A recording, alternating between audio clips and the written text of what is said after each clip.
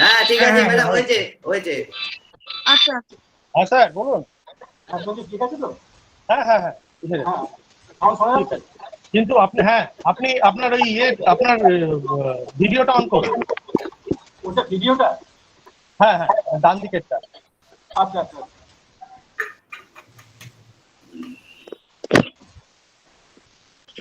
হ্যাঁ হ্যাঁ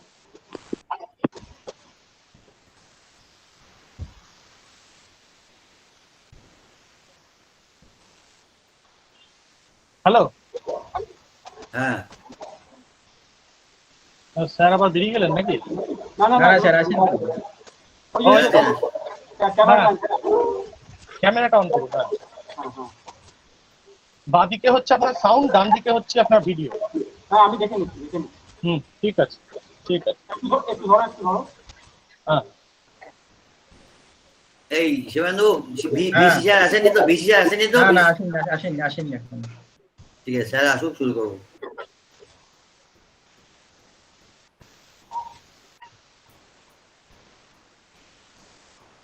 হ্যাঁ স্যার ঢুকলেন। ঠিক আছে স্যার, ওয়েলকাম স্যার।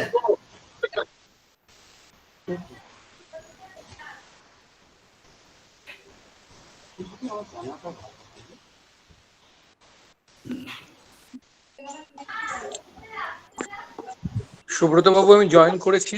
হ্যাঁ sir, good afternoon. Welcome professor Chowdhury. হ্যাঁ sir, thank you sir.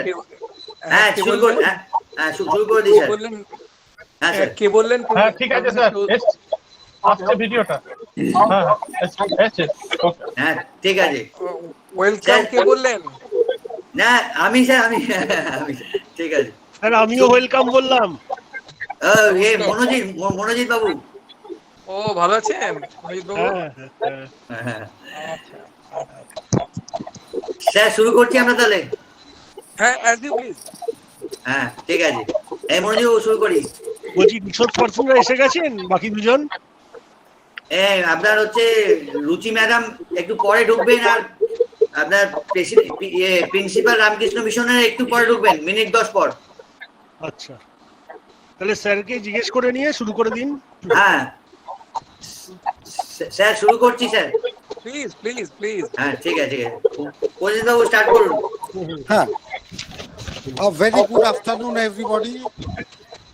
We are really delighted to have our venerable resource persons and presidents of governing bodies of Sri Chaitanya Mahavidyalaya and Barakpur Rashtraguru Rabindranath College in this webinar. The topic of today's webinar is new methodologies of assessment and accreditation by NAAC for the affiliated colleges. Sri Chaitanya Mahavidyalaya, since the inception of the lockdown, is organizing a series of very important and significant webinars. And in this troubled and anxiety-ridden time, when we have to fight back a relentless virus, popularly known as COVID-19, these webinars are really enlightening and enriching. I am again express my gratitude and thankfulness to our colleagues, and as I have expressed my gratitude to the venerable resource persons and the presidents of the governing bodies. The program will be kick-started by the welcome address by Dr. Subrata Chatterjee, Principal, Sri Chaitanya Mahavidyalaya. Sir, please. Okay. Good afternoon.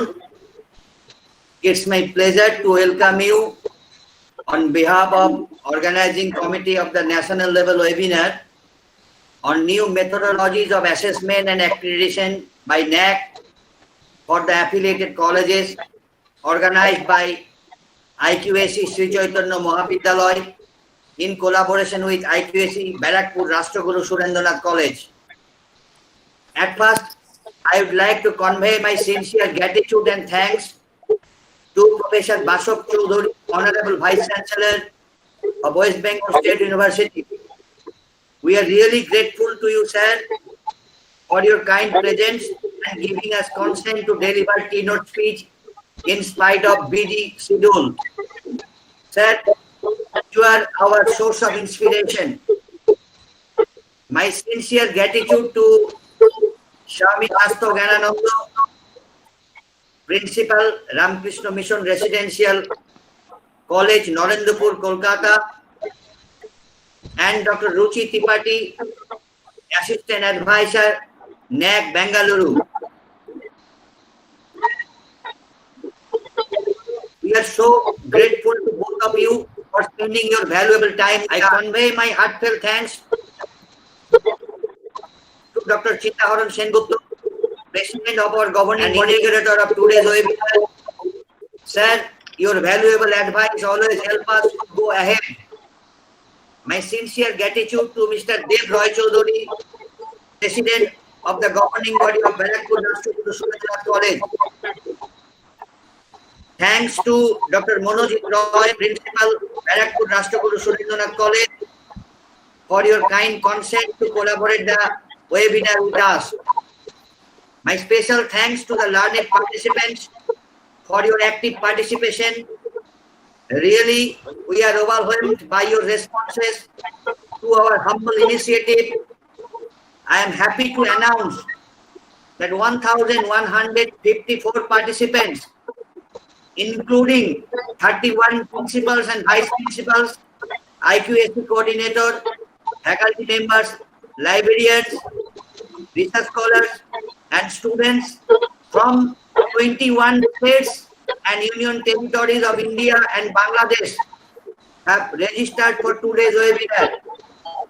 Thanks to Dr. Pulokesh Sen, IQAC coordinator of Sri Chaitanya Mahavidyalaya, Dr. Sudhapa Ghosh Doktidar, IQAC coordinator of Barakpur Rashtraguru Surendranath College, and two moderators of today's webinar, Dr. Sanjeev Talukdar, convener NAAC Steering Committee Sri Chaitanya Mahavidyalaya, and Dr. Prosenjit Chattopadhyay. Honorable governing body members, teachers, non-teaching staff, and students of both Sri Chaitanya Mahavidyalaya and Barakpur Rashtraguru Surendranath College. Last but not least, I would like to convey my special thanks to Mr. Shivananda Brida, librarian of Sri Chaitanya Mahavidyalaya, Sudipta Sarkar, technical assistant of Barakpur Rashtraguru Surendranath College, and Mr. Sikant Bosak for technical support to run the webinar smoothly.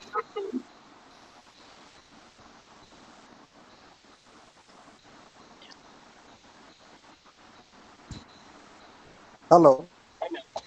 Hello, am I audible? Hello. No, you are audible, but sir is not audible. স্যারের একটু নেটের সমস্যা হচ্ছে। হ্যাঁ, স্যারের YouTube streaming এ আসছেন না স্যারের voice. Okay, Prosenjit da, Okay. you take over. You take over. Okay. 17, it represents an explicit paradigm shift, making it ICT enabled, objective, transparent, scalable, and robust. I think today's webinar will give us right direction regarding new methodologies of assessment and accreditation by NAAC, particularly for affiliated colleges, which is very much important for us.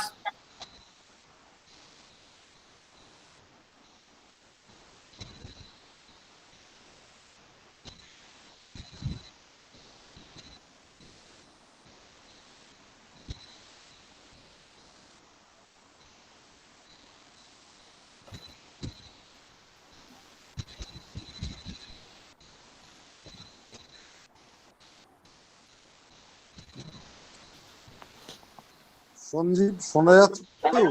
না না না শোনা ইউটিউবে সুব্রত কিন্তু দাকে শোনা শোনা যাচ্ছে যাচ্ছে না। না। ইউটিউবে সাউন্ড আসছে না। ইউটিউবে সাউন্ড আসছে না। আচ্ছা ম্যাডাম, না। প্রসেনজিৎ দার সাউন্ড আসছে? হ্যালো না ইউটিউবে কোনো সাউন্ড কিন্তু আসছে না। ও তো শ্রীকান্ত বাবু আছেন? হ্যাঁ হ্যাঁ, ইউ কন্টিনিউ স্যার। আচ্ছা আমি কি কোথায় স্টপ হয়ে গেছি আমি জানি না তো। এখন হ্যালো তো কি you conclude. Okay. I think the today's webinar will give us right direction regarding new methodologies of assessment and accreditation by NAAC for affiliated colleges, which is very much important for us. And I am very much confident that our three honorable resource persons will enrich us in this matter. Thank you. Onjit Babu, please continue.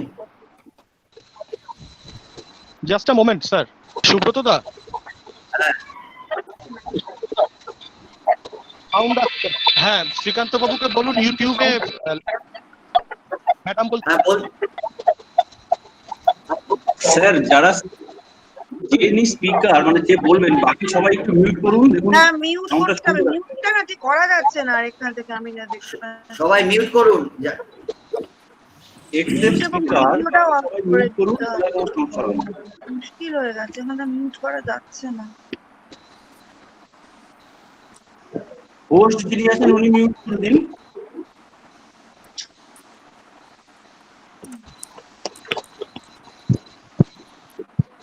Shivananda Sanjeev বাবু আপনি start করুন। না না, প্রসেনজিৎ দা আছে তো? প্রসেনজিৎ দা হ্যাঁ, বলুন। Thank you, Dr. Subroto Chatterjee, Principal Sri Chaitanya Mahavidyalaya, for his warm welcome address. Now, I would like to request Dr. Manojit Rai, Principal, Barakpur Rashtraguru Surendranath College, to deliver his special address. Sir. Dr. Manojit Rai, sir, please. Monir Babu unmute করুন। খুব disturb আজকে। Am I audible? Yes. Please start. A very cordial good afternoon to all present in this virtual platform in the new normal situation. I cordially welcome and I'd like to convey my gratitude to respected Professor Basav Choudhury, Honorable Vice Chancellor of West Bengal State University. Sir, we are honored as you are present here. Respected Shami Shastro Gananando, Principal, RK Mission, Residential College Narendrapur will join with us soon.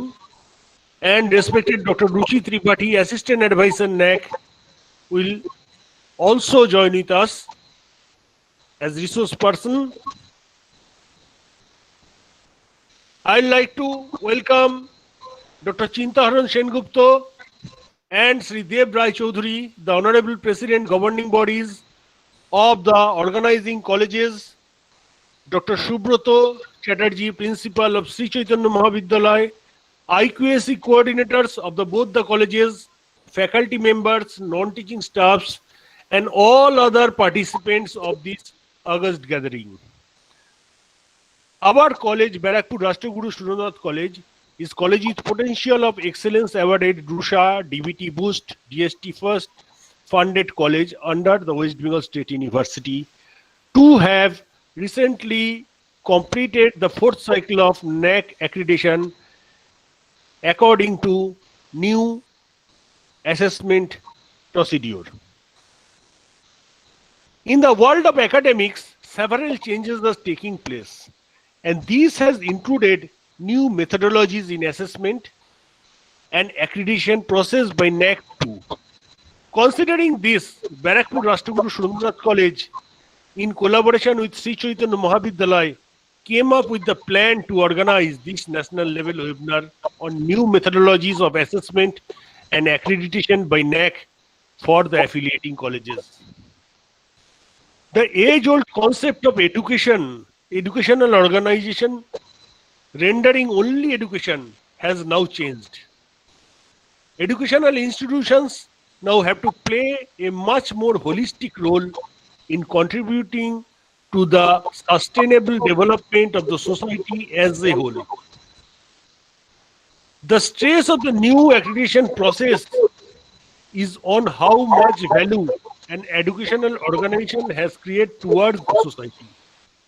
An educational institution nowadays, in addition to performance of regular teaching, learning, and evaluation activities, has to excel in the field of research and development, games, social work, cultural uplifting, creation of patriotism, creation of core values, etc. I am sure that this session, with the presence of the honorable speakers, will add to the knowledge and approach to the listeners. Thank you all.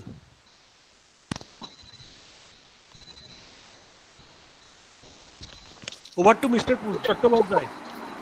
We must thank, yes, we must be very thankful to Dr. Manojit Ray, Principal, Barakpur Rashtraguru Surendranath College.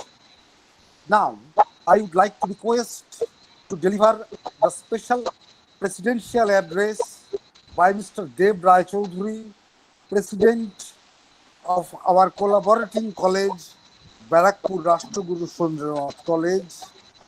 Mr. Dev Rai Chaudhuri, sir, Yeah. please do Am deliver. I audible? You are perfectly I am? audible. Yes, yes, Thank you. yes, Thank sir. you. Oh, Thank you. Thank you. It is a matter of extreme delight that IQAC Chaitanya Mahavidyalaya, Habra, is going to organize a one-day national level webinar on new methodologies of assessment and accreditation by NAAC for the affiliated colleges in collaboration with Barakpur Rashtraguru Surendranath College. At this juncture, I convey my heartiest greetings to all the organizers from both institutions.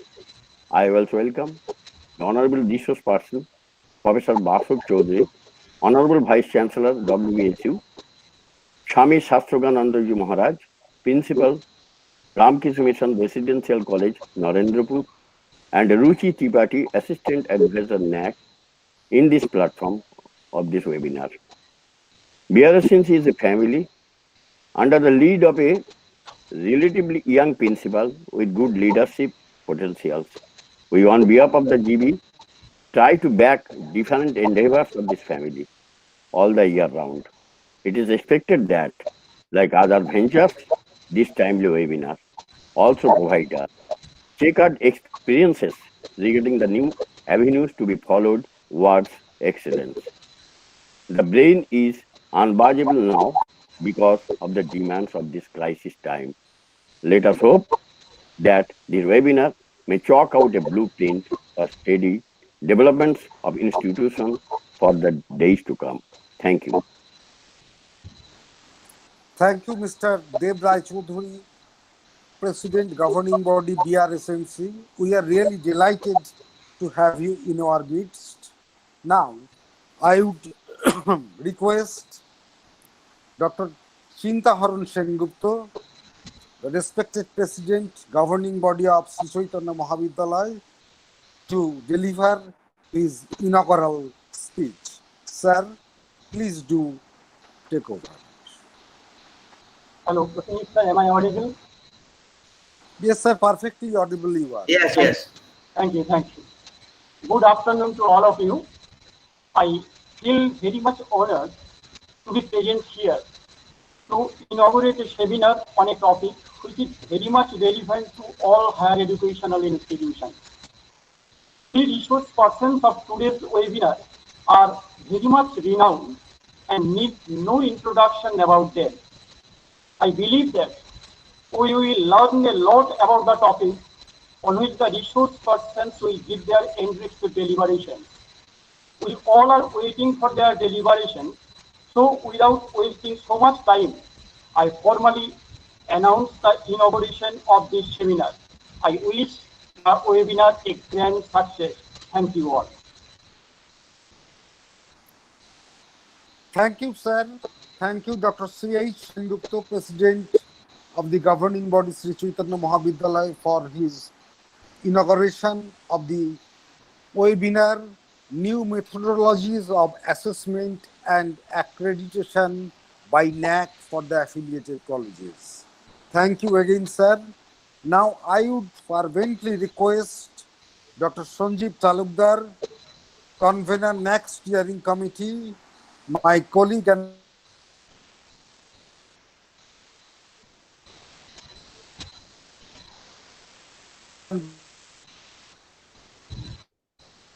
Hello. Sanjeev, please continue. Am I audible? Yes, yes. Sanjeev. Yes. Sanjeev, An please honorable- mute. Please do Please take mute. Sanjeev, the baton please, from me. please mute. Yes. Thank you. Thank you, Dr. Prashanjit Chattopadhyay, an honorable member of our internal quality assurance cell. It is my great privilege to introduce three most dignified and distinguished personalities in today's webinar. I heartily express my sincere gratitude to them on behalf of Sri Chaitanya Mahavidyalaya for their being present in this webinar as the resource persons. First, let me introduce our keynote speaker, Professor Bashop Chaudhuri, Honorable Vice Chancellor of West Bengal State University. Professor Chaudhuri did his PhD Tech in Chemical Engineering from UDCT, Mumbai, now known as ICT. He was a professor and then registrar of University of Calcutta, spanning a period from 1991 to 2015, before joining to the post of Vice Chancellor of West Bengal State University in 2015. He was an active researcher and worked in various capacities in Netherlands, USA, South Korea, and other places. He was an INSA COSEF research scientist. He was a Fulbright Nehru Academic Administration awardee. His profile is given in ResearchGate. He believes in the dictum, "To thine own self be true." May I now call upon Professor Bashop Chaudhuri, Honorable Vice Chancellor, West Bengal State University, to deliver his keynote speech. Sir, it is over to you. Good afternoon. Can you hear me? Yes, sir. Yes, sir. Yes, sir. Okay. Yes, sir. Okay. Okay. Good afternoon to all of you who are present on this virtual platform. We heard already four good lectures from the principal of the Sri Chaitanya Mahavidyalaya, Dr. Subrata Chatterjee, from the principal of the Barrackpore Ashtakuru Surendranath College, Dr. Monojit Roy, from the president of the governing body, Sri Dev Rai Chaudhuri of the BRSN, and the president of the governing body, Dr. Chinta Haran Sengupta. All these four persons are very much known to me, are very dear to me, and they are basically the pillars of strength to the university, West Bengal State University. Dr. Monojit Roy is the member of the court of the university, and as you know, the court of the university is the highest body of the university, and the court in fact decides the selection of the vice chancellor of the university. Even that is the power. So one of the members today over here is Dr. Monojit Roy, who is a member of the court of the university. All others, Dr. Prashanjit Chattopadhyay was the teacher in charge of the college, and at that time I visited the college. He has been doing this job of coordinator on coordinating this particular program. The IQAC coordinators of the two colleges, they are also present. I think Dr. Shen and Dr. Dr. Ghosh Dostida, right? If I am not mistaken. Those two persons are also there, and all others who are very distinguished, coming from different colleges, universities. They are all present. Maybe from other country also someone is also present. The number of webinars has been very large now. And in the morning I had a webinar, and I have a webinar at 3 o'clock. So I have to really manage my time very properly. Let me tell you a particular question that was asked to a very distinguished university some time ago during the NAAC visit. The principals were called, and some principals came, and they were asked a question: how many times does the affiliating university meet you people, principals, to discuss and deliberate about the policies of the university? So the point is, this is a NAAC question. And if I tell you about the NAAC process, today you are discussing about the NAAC and how NAAC can be made effective, how NAAC can be made, a NAAC visit can be made to your advantage, and in future there will be no NAAC visit.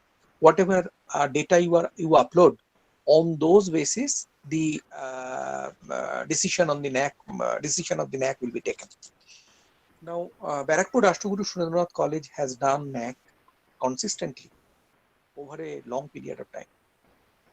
The university could not do it. The university that I am Vice Chancellor of, that could not do NAAC. Dr. Monojit Rai could do NAAC, and Dr. Monojit Roy's predecessors could do NAAC. And Barakpur Rashtraguru Surendranath College had 4 cycles, as you have seen. In the first few cycles, the score was very good. This time also the score is very good, but now it is becoming a bit difficult gradually. As you continue to improve, everyone expects you to improve. When some batsman is batting, with every innings, people think that, he will score a century. And then once a century is scored, people think that, every time the century will be scored. But life is not like that. So Dr. Monojit Roy knows very well that the goings on will not be easy for all the colleges, for all the universities. The first time it is easy, little bit easy. The second time it becomes rather difficult. The third time it is more difficult. And now the way it is going, you cannot leave any question from the NAAC questionnaire. You have to answer everything. And what are the questions? Teaching learning process, research. Very difficult to do research in colleges, considering the teaching load that the colleges have. Learning outcome, how the students are being placed, what kind of salaries they are getting, what is the alumni participation that is taking place, what kind of money is coming from the industries. Now, in a particular place, the manufacturing industries may not be many, the service industries may be many. So from the manufacturing industries, you will not be able to get a lot of money because there are not many manufacturing industries around. So from the service industries, you have to get money and you have to show what kind of letters are you giving to the teachers, how the teachers are keeping connection with the administration, whether the teachers' leaves are properly documented, whether they know already what kind of leave is there and how the leave has been sanctioned and things like that, whether e-governance has been put in place, whether the college is taking care of these teachers and their health and their families' health, whether the non-teaching staff are properly recruited, whether the non-teaching staff and the teaching staff, they are having proper gender ratio, whether there is grievance redressal cell, whether there is internal complaints committee, whether there was any case on internal complaints committee. If there is any case, when did it happen and how did you document it? See now, whether there was any RTI in admission, how did you dispose of the RTI? How did you satisfy your student? If there was any dissent in the college that someone does not like the principal, someone does not like the vice chancellor, how did the vice chancellor, how did the principal consider that dissent and try to take care of the situation? So now you tell me, doing administration in a college or a university, do you think it is easy? It is an extremely tough job. And I am all feeling, I think Dr. Monojit Roy is also feeling, Dr. Subrata Chattopadhyay is also feeling, and everyone is feeling that it is not easy. Because with administration, no one is happy. There will always be some people who will not be happy with the administration. Administration is not doing the correct thing. Now, if you say that the administrator will be off, they will say that there is no administration. So having administration is bad, because administration is becoming strict. And if there is no administration, that is also bad, because people will say there is no administration. So under these circumstances, we have to do this NAAC process, and we have to keep all our information and records very meticulously, one after the other. So this question is important. So, let me tell you a very, very simple question. How many classrooms are there in your college? How many tube lights are there? What is the total wattage, not weightage, wattage, amount of energy taken? Whether you have planned to put up LED in place of tube light. If you have taken solar, what is the amount of energy that is coming from the solar, and what is the amount of bill, that is amount of money that you are saving through your solar system? And through that, you are reducing the use of thermal energy, because that is indirectly serving the environment. So now, as you enter the college, the first point is whether the dustbins are properly placed, whether the garden is having the flowers properly. Rashtraguru Surendranath College is blessed because it has a large space on the river side. Beautiful place, beautiful. And that is Surendranath Banerjee's house, and they got everything. So there is a legacy, and the college is old. For a new college, tell me, is it possible to do? Is it possible to get good NAAC score with all these parameters? And these parameters are becoming extremely difficult. I am very happy that Dr. Monojit Rai and Dr. Subrata Chattopadhyay are on the platform today. Dr. Monojit Rai is having a large experience because he is in charge of a college that has got a culture for a very long time. So that is important. Culturally, it is strong. Culturally weak colleges, basically those which are 10 years old, my university is 12 years old. My university, much older college is basically Birakpur Rashtraguru Surendranath College or Habra Sri Chaitanya College, not even Sri Chaitanya College. So they are having a large pool of resources, large pool of manpower, a culture of teaching and research, if not research, a very good teaching culture. And that's what is important for NAAC. You must document. Documentation means documentation does not end. It has a starting point, but it has no end point. Let me give you one example. Suppose you were taking admission. This year you were taking admission, or 2019 you had taken admission. How many students applied for different subjects? What is the capacity? Capacity means strength of your subject strength, means for 30 students, 60 students, 80 students can study. As against that 80, how many applications did you get? What is the percentage of marks, highest marks, or what is the lowest marks of the students? You calculate. You keep those data, because that shows to what extent your college is having popularity in terms of subject selection. It may be chemistry, it may be biology, it may be English, it may be nutrition science, it may be something different.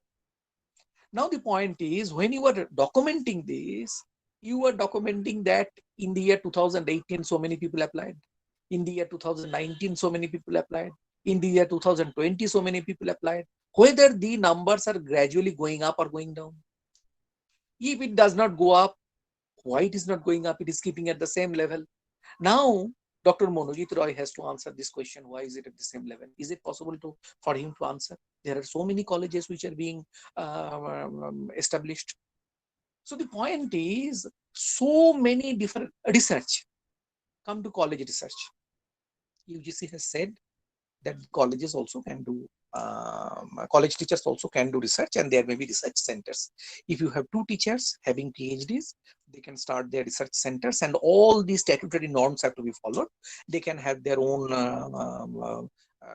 laboratories, and they can take their net students, net past students, and they can do their research. That is no problem. Now tell me, a university is having a research culture right from the beginning, because that was the mandate of the university. Now, the colleges are also being asked to do research. Suppose when you compare with a university and a college, maybe the college cannot do that kind of research because the college is having a large teaching load. Undergraduate teaching is very important for college. That is the mandate of the college, that you teach undergraduate people, very good undergraduate people. If undergraduate people get their jobs and the end of their course, the college is doing very good. Point is, then the question will come, why they are not coming to research? So one after the other, these documentations must be done by the college sequentially, so that at the time of NAAC, you have all the data. Now, I do not know, some people say that we have to do NAAC. There is nothing called doing NAAC. There will be a IQAC office, there will be a IQAC coordinator, and that IQAC coordinator will get the data, get the data. And how will they get the data? They will get the data by giving notice, and all the teachers will go to the IQAC office and send data, maybe through email. And what kind of data? That, in my subject, there are 4. Suppose we were talking about semester 1, subject 1. Let me say subject 1. So subject 1, semester 1, there are 4 subjects. Subject 1, there are four different papers. In 4 different papers, these are the different classes. These are the number of classes which have been held. These are the classes which have been taken. The number of total classes that was given was 120, maybe, or 160, maybe 200, maybe 250. Number of classes held was 220. 30 classes could not be held because of different things. They must be properly registered, that they must be properly recorded, that 30 classes, why they could not be held? Because of some holiday, because of COVID, because of different other problems. So how many teachers, how many classes were taken by which teacher? If you divide the class load, how many, what is the percentage load that has been taken? For a particular teacher, 97% load, 92% load, 87% load, 72% load, things like that. Some teacher was not well, so she could not take classes. So naturally, that particular reduction will be justified. So now data are coming continuously. You won't have to collect anything. You are giving a notice that at the end of the semester, give all your data to the IQAC office. What will IQAC office do? IQAC office will just record the data on a computer. And then there will be 2018 data, 2019 data, 2020 data, 2016 data, 17 data. And all on a sudden, the principal asks, Monojit Babu asks, give me the 2017 total admission data from IQAC. IQAC will be able to quickly give, because they know. Now, the point is, what we do not have, even in university, and in many universities, I'm not talking about my university. My university is a young university. In many universities, doing NAAC, I do not like this term, doing NAAC. You must be prepared for NAAC, any audit. Today, Dr. Monojit Rai, being a member of the court, may ask me in any meeting, what was the resolution in the last meeting of the court? It is his right to know. Because once a court meeting resolution is confirmed, that becomes a public document. So it is a public document. Maybe in that document, we decided that Monojit Rai's college, Dr. Monojit Rai's college, will get some benefit, academic benefit. We cannot give any financial benefit, as you know, academic benefit out of the university in this manner. So he may get that. What we have now, teachers council meeting or meeting of teachers with the principals. How are the notes taken? How many people joined? What was discussed? Whether agenda papers were properly circulated? What were the resolutions? Whether the action taken has been taken? All these will be documented. Now, anytime the principal may ask, Dr. Subroto Chatterjee may ask from Sri Chaitanya Mahavidyalaya, what happened? Why it is not happening? He may call for records and immediately you give records. Outcome of students, very difficult. Outcome, students' outcome. Where are the students going? Whether they are recording their living address properly, whether the college is contacting them after they have passed. We do not do many times. Most of the colleges do not do. They don't have time to think about it. The total workload of any college or university is simply very large. A college has to do a lot of work. A university has to do a lot of work. So, it is a question of time. All these one after the other, when they are recorded, when they are documented, you have a very large data and then you can work with the data. That is a point. Work with the data. Teachers' data. Last time in our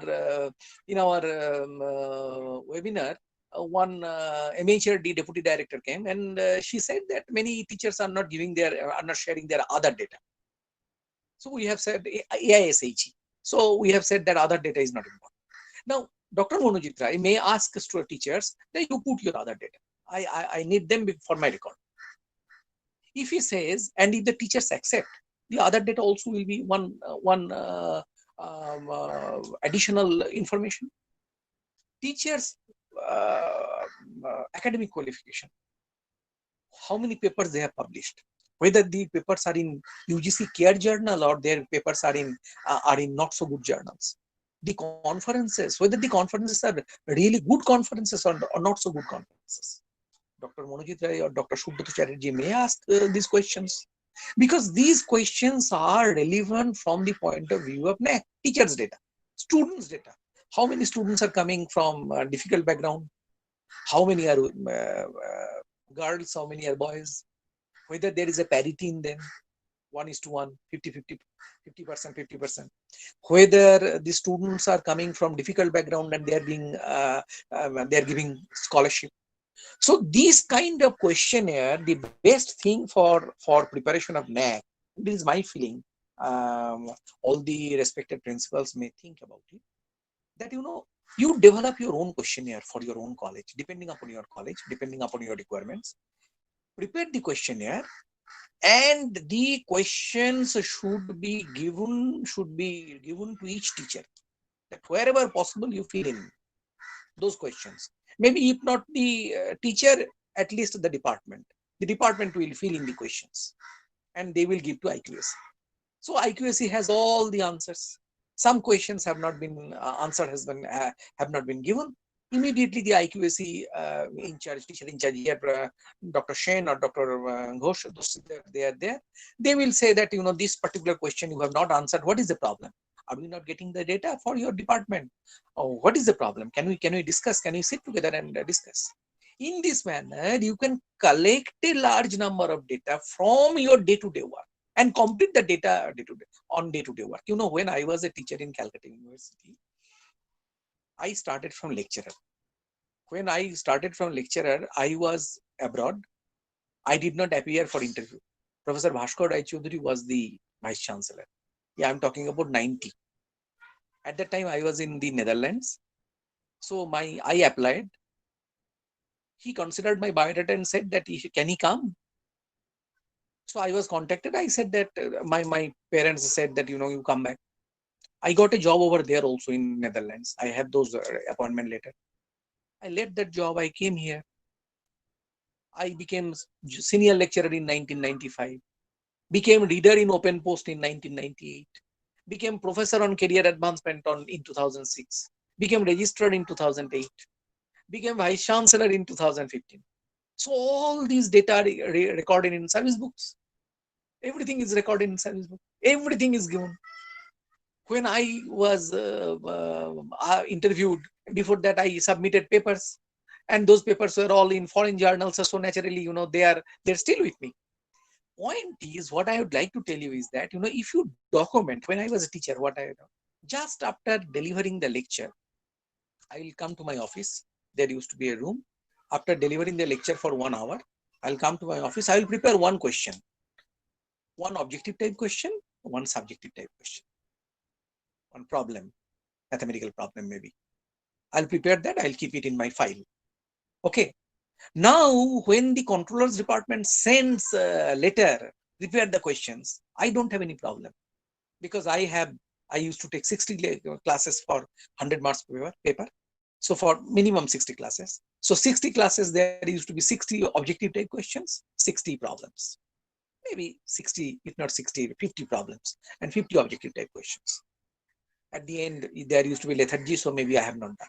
So I could quickly take 6 questions, 8 questions out of those 50. I could quickly take 6 to 8 objective type questions. Immediately my question is ready. So that is one way you can keep yourself in readiness so that you can quickly deliver your,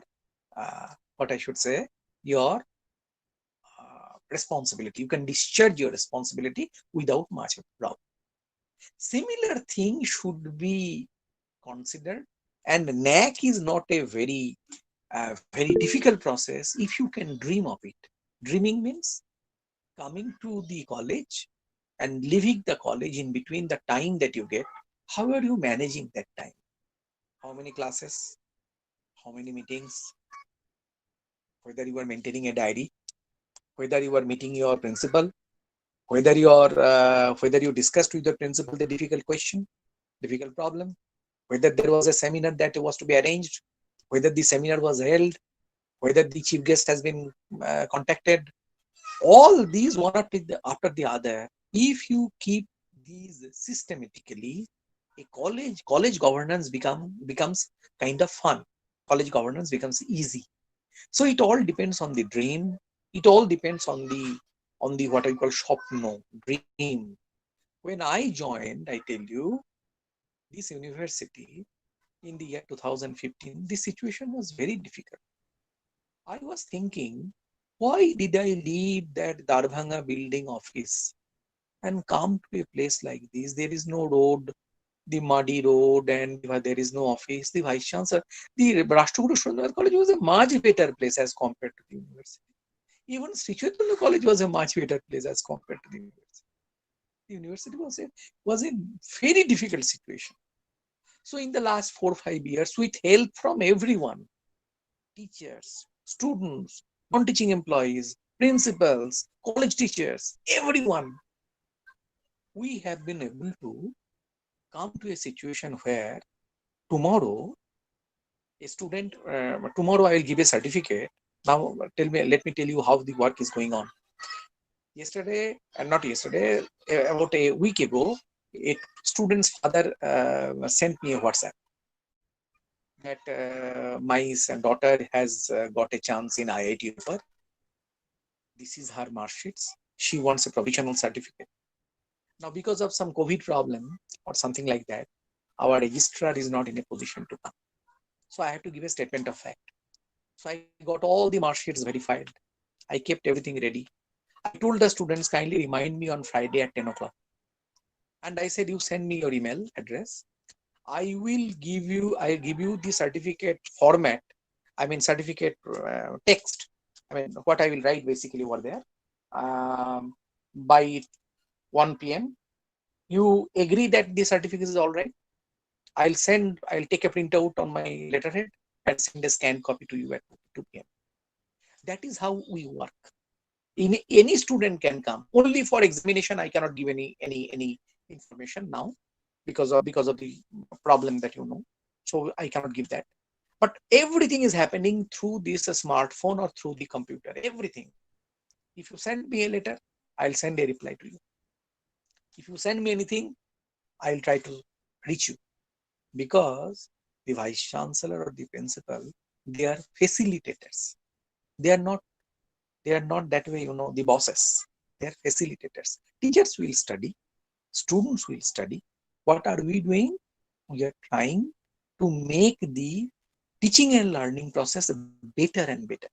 So we need to be absolutely honest, absolutely clean, absolutely upright. If you do that, whatever comes in life, take that. But the point is, if you can do that, I tell you, the institution will be the gainer. Institution. What do you leave after the age of 65 or 70? Nothing. Institution. So institution matters, my dear friend. Nothing else matters. We will all leave. We came with empty. We came empty-handed. We will leave empty-handed. I am an idealistic person. I am little philosophical. So I leave empty-handed. I came to the university without anything. The day I leave the university, I take my salary, yes, nothing else. So that's how I have tried to develop the university with your help, with your support. And it is almost 5 years now. Another 10 days and it will be 5 years. Not even 10 days, 10 days and it will be 5 years. So I have done whatever wanted to. There were no convocation, no certificate distribution. Today it is up to date. Because of this COVID, this problem took place and I could not get this completed. So that is not. Otherwise, everything is up to date. All the students will get everything on time. And it is the service to the students that matters most. So that's what I thought I'll tell you. Now you dream. Whatever questions come to your mind, try to get those data and try to collect those data. And I tell you, NAAC is an easy process if you have very nice database with you. So I send my regards to all of you for giving me this opportunity to speak in this particular webinar. I convey my good wishes to Dr. Subhrata Chattopadhyay and Dr. Manojit Rai for inviting me, to the governing body chairpersons who are extremely capable people, who are managing the college very nicely and supporting the teaching learning process of the two colleges, the two IQAC coordinators, without whose help nothing really happens. They are really the real support of the principals, and all the teachers. Every teacher must contribute in this system, whatever is coming. Let me tell you one thing before I end. I can see 10 years from now, and 10 years from now, I don't think teacher's job will be this secure. Whoever has got, fine. Whoever is in the system, fine. But the new thing, the way webinars are being held, now everyone will go through YouTube and people will not come to class. YouTube lectures will take place. There will be no tuition, YouTubes. And in order to go to YouTubes, you have to pay. So it will be, it will be a channel, and from the bank, it will be. I do not know what is going to come. Even Stanford or Harvard, Princeton, they're also going on online classes. I do not know how practicals will be done. I do not know how things will, or how artificial intelligence will change our life. It is said it is 2020. In the year 2030, there will be jobs no one can dream of today. So that is the situation. Things will change because, we are in a state of flux. The change is the only constant.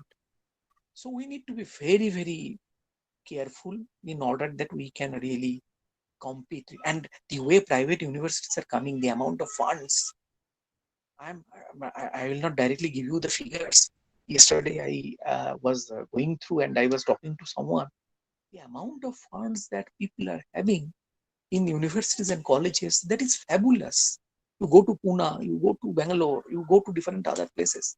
The amount of funds, how do these state-run universities and college, how do they compete?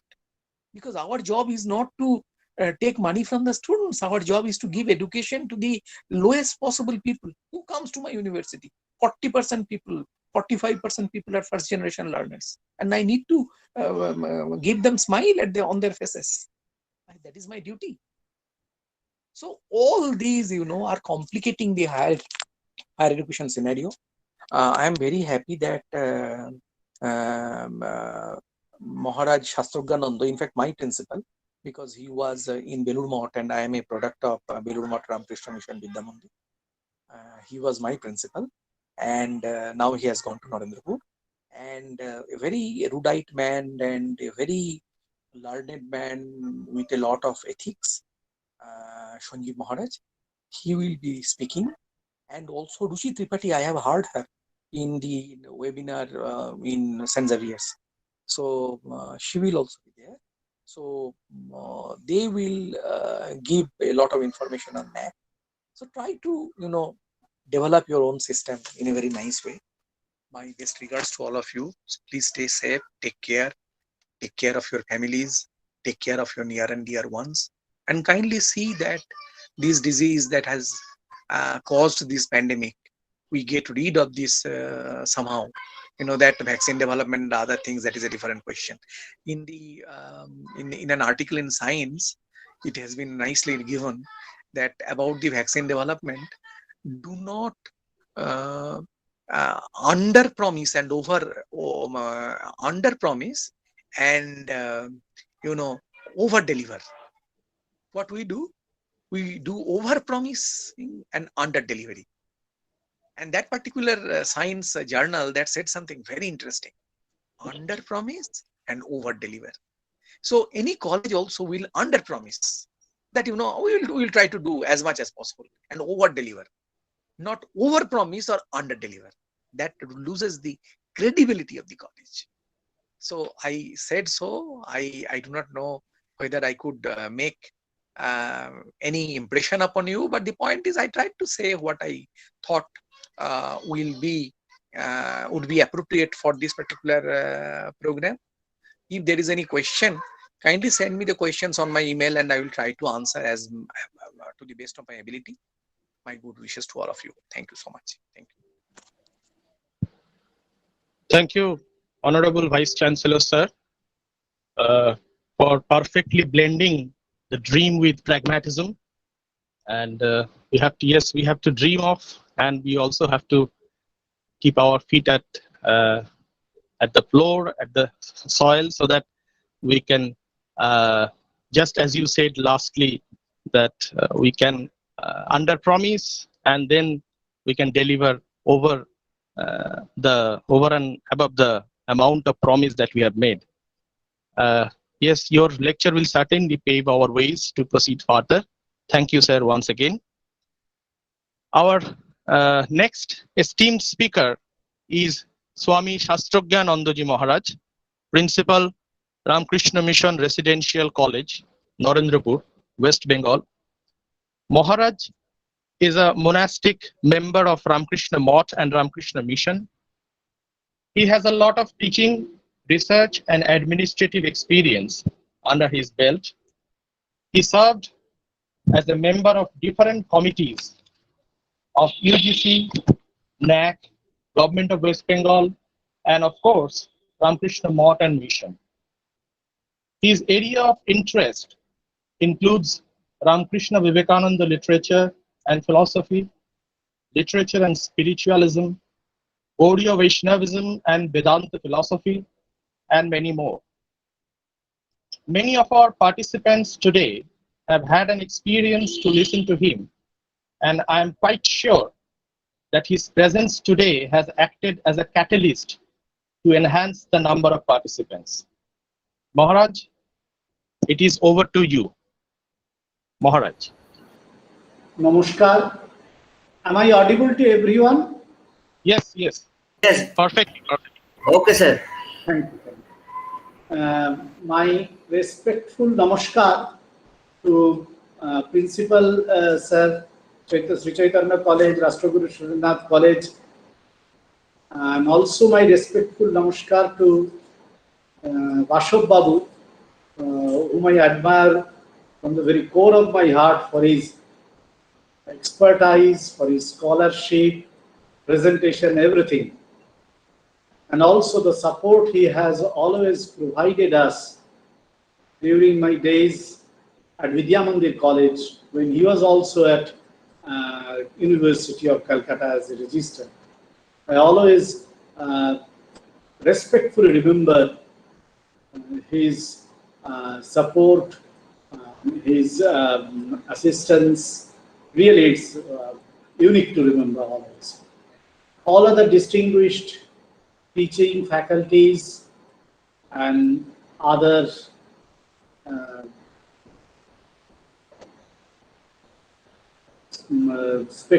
other people who are today listening to us in this webinar.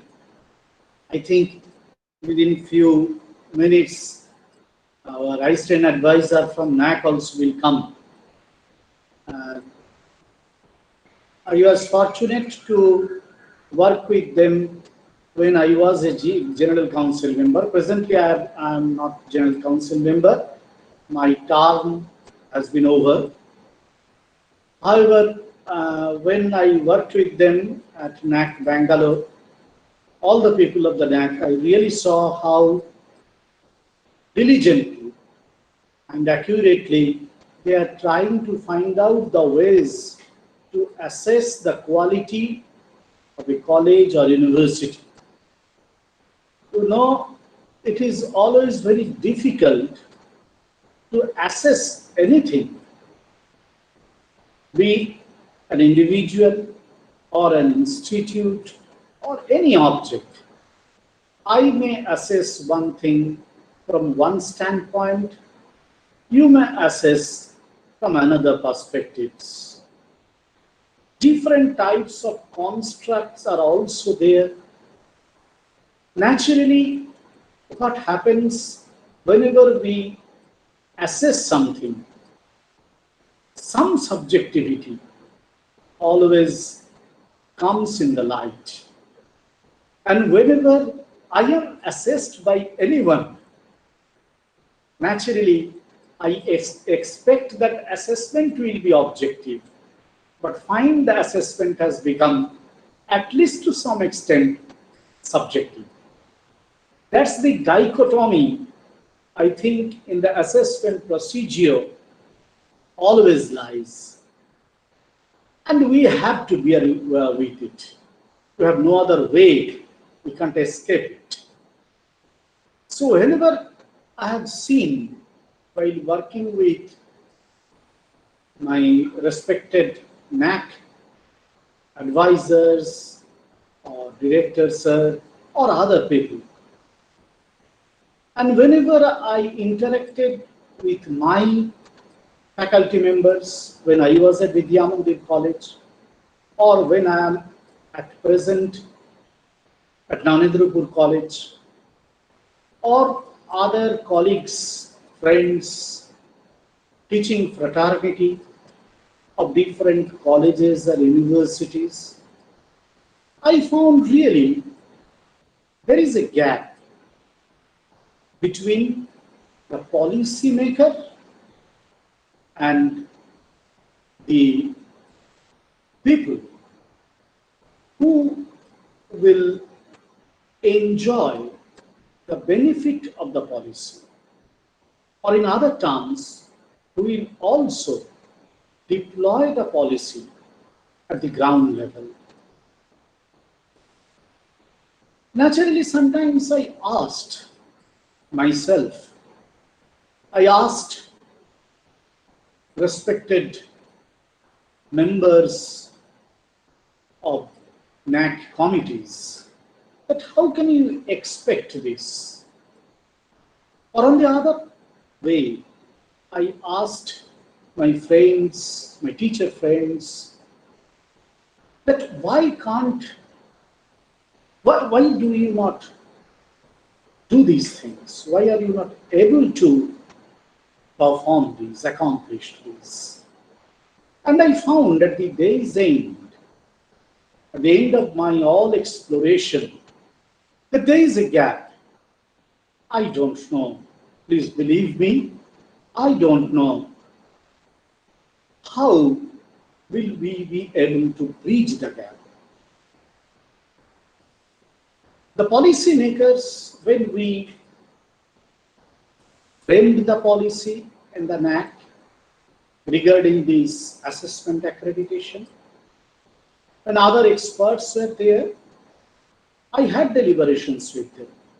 I still sometimes deliberate with them, interact with them. And I find that their they are thinking that colleges should run in this way. They have set some parameters. They have framed some rules. They have constituted some expectations so that, and they feel that these will be fulfilled by a college. If 100%, then scoring and gradation will be very good. If less, it will be less. But when we interact with the college university people, we understand that those expectations are really very tough to be met, can hardly be met sometimes. I will give you one or two examples. In NAAC assessment methodology, there is no scope.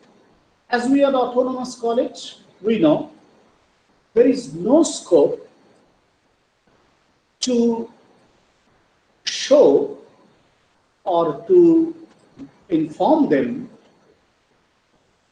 that different seminars, workshops, interactions with students, academicians, institutes benefit an autonomous college. There is one parameter where it has been told that any seminar, workshop regarding IPR or research methodology has been done or not. But you see, IPR is an issue which can be discussed in a college. But naturally, the college where research works are limited, sometimes are bound to be limited. How much importance IPR bear with it? How much importance research methodology should have there? Even in case of affiliated colleges, we have seen these types of peculiarities. On one hand, NAAC expects that there should be regular publication from the teachers, even from the college. But when we see the scenario of the college, we find that that's not possible. Who will give the research funding? In the last 4 years or 5 years, there is no UGC research project. Yes, stride has come. Only one issue of stride has come. And that result also is not, I don't know whether it is fully published or not. Second notification is not there. Some state governments are giving some funding. CSR funding is very less. Other agencies is very less. Yes, there is SARP, there is DST, there is DBT, but number has been limited. And naturally, university teachers, even those who are more experienced, they get preference. It's natural. Even the new universities, they also suffer in terms of research, publication, and project. I think Bashar Babu will really experiences that. And other new universities all over the country, if they want to do their NAAC accreditation within 10 or 15 years, if they are state-run or central-run universities, they face problem. NAAC does not evaluate IITs. But I know the new IITs, many of my students are now employed in new IITs, which have been established 5 or 6 or 10 years ago. They tell me that Maharaj, infrastructure is very poor, funding is scarce. How can we do research? People deserve and demand. So here is the gap. NAAC has tried his level best. They have created the quantitative metrics. They have formulated benchmarkings. They have framed different types of manuals for different types of institutes. Earlier it was not there. Really, they are trying their level best. But still gap is there. Why I am telling? Because you see, when we come to the question of the quality of an institute,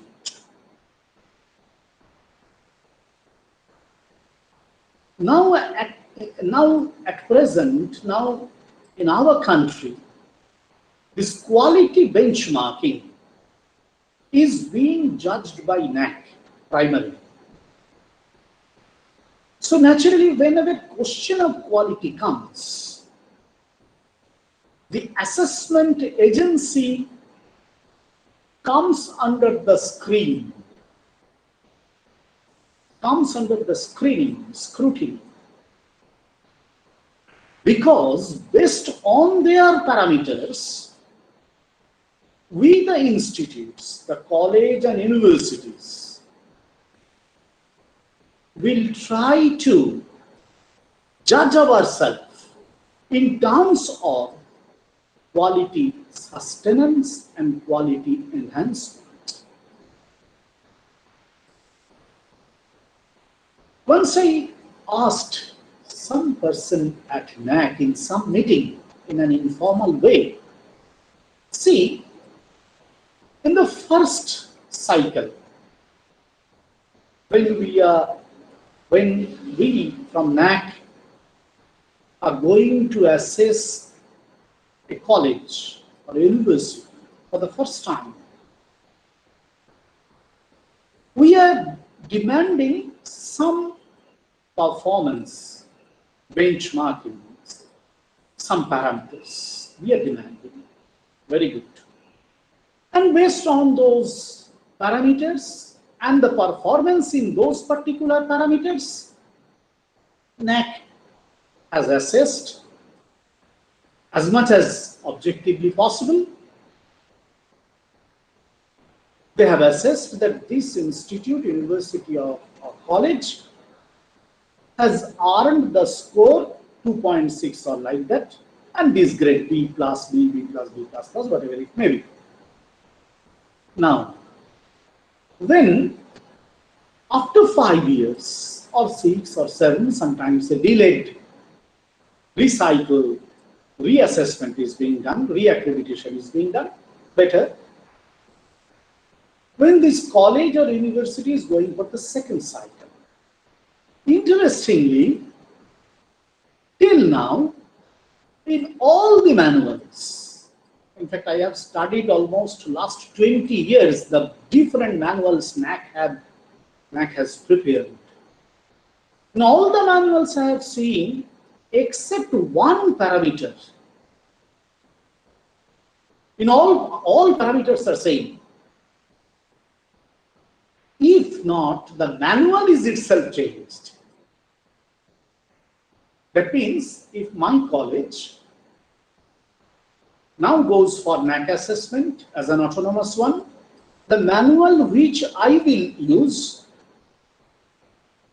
the same manual I will use after 5 years when I will go for my next cycle assessment, if NAAC has not changed the manual itself, except one question. So that is very interesting. Why interesting? Because you see, all the questions we have answered, and some questions naturally we may have scored 100. So now NAAC will see that in which parameter the institute has developed itself. How much it has developed. And this is a quantitative or qualitative benchmarking of sustenance of quality or enhancement of the quality. In my previous cycle, 5 years ago, if I showed that 40% of my faculty members had PhD, and if now, after 5 years, I show that 60% of my faculty members are having PhD, NAAC will say, yes, this is an improvement in your quality, teaching quality. Although it is debatable whether only having PhD or gaining PhD can be a parameter to prove the enhancement of quality or not. That's an issue, yes. But still, to some extent, naturally, when we do PhD, it is expected that we study more in depth. So naturally, to some extent at least, it is better. So this is the expectation and demand in other way from NAAC for an institute, for a college or university. Now let me go to a college. So college will go after 5 years to check its improvement, enhancement in the quality or the sustenance. Now, the fun lies here. You know, I too know, even we are running the Ramakrishna Mission colleges, we have also seen. In many cases, when I was at Vidya Mandir, in 2016, the beginning of 2016, I told my friends, my teachers, my non-teaching staff member, other monastic members, some of my scholars, PhD scholars of the college and students, you see, I will go for NAAC. One of my teacher friends asked me, now 2080 our date of expiry. I jokingly said him, yes, before I expire, at least I should prepare myself for my expiry. You see, always in case of such quality checking, we wait for the date of expiry. That's the problem. I insisted at that college. And that time this new manual was being prepared. They told me, some of them told me, you see, new manual is being prepared now. Why are you going for, or why are you going with the old one? It told at least 50% will be there from the old manual. 100% change can't be possible. In fact, maximum is there. Only in other terms, only in more objective way. This is. So what happens, you know, from 2016, when I started them telling, we found, yes, there are some gaps in our quality maintenance. Even if we don't do as a NAAC assessment re-accreditation in 2018, we have some gaps. I told, you see, we have some gaps. Although we are destined to do as autonomous college regular board of studies meeting, we have not done it. So this is what I found at that time, that waiting for expiry of the date, quality benchmarking, NAAC assessment, that only shows that we are not so much aware of regular sustenance of our institutional academic quality. You see, in academic institution, whatever is there, it is related with academics. Administration is related with academics. Infrastructure is related with academics. Co-curricular extension activities, outreach activities is related with academics. To some way or other. So this academic sustenance is naturally drawing more attention when you speak on this quality sustenance of any higher education institute. Now here comes some of the issues that I want to share with you. Please excuse me if I hurt anyone. I don't want to. I apologize at the outset. But I have seen it. I'm working in a higher education institute for the last 20 years. In one college I was principal, here also in another autonomous college. I've seen some other colleges or in universities. I don't blame anyone. I think there is a problem with the system and NAAC once again. If you go to the NAAC web portal now, you will find a unique thing, really unique they have made. I must thank all the officials of NAAC. AQAR, Annual Quality Assurance Report. If you go to the NAAC web portal now, you will find the latest AQAR. Perhaps still it is lying as draft. I think it will, or it has been recently finalized. I have forgot. But it will be finalized and it will come. That Annual Quality Assurance Report is something which, if a college and university prepares every year, it will be able to check where it has been able to improve, where it is stagnant, where it is coming down.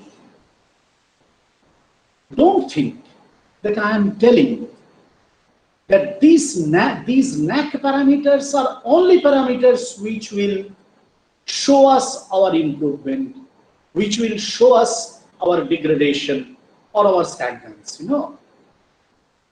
Yes, we can set our own parameters, but these are the guideline parameters, fundamental parameters they have made. Every year, if in the beginning of the session, we at the college or the university sit together means sit with different stakeholders, have a number of interactions with our departments, faculty members, support staff, present students, newly admitted students, alumni, different committees, and set the target. You see, we have to do these things in this year.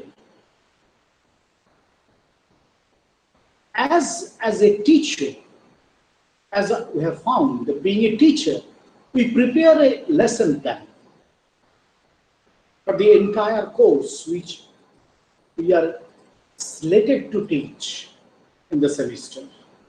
In the same way, the entire academics, it may be semester-wise, at present it does not need year-wise.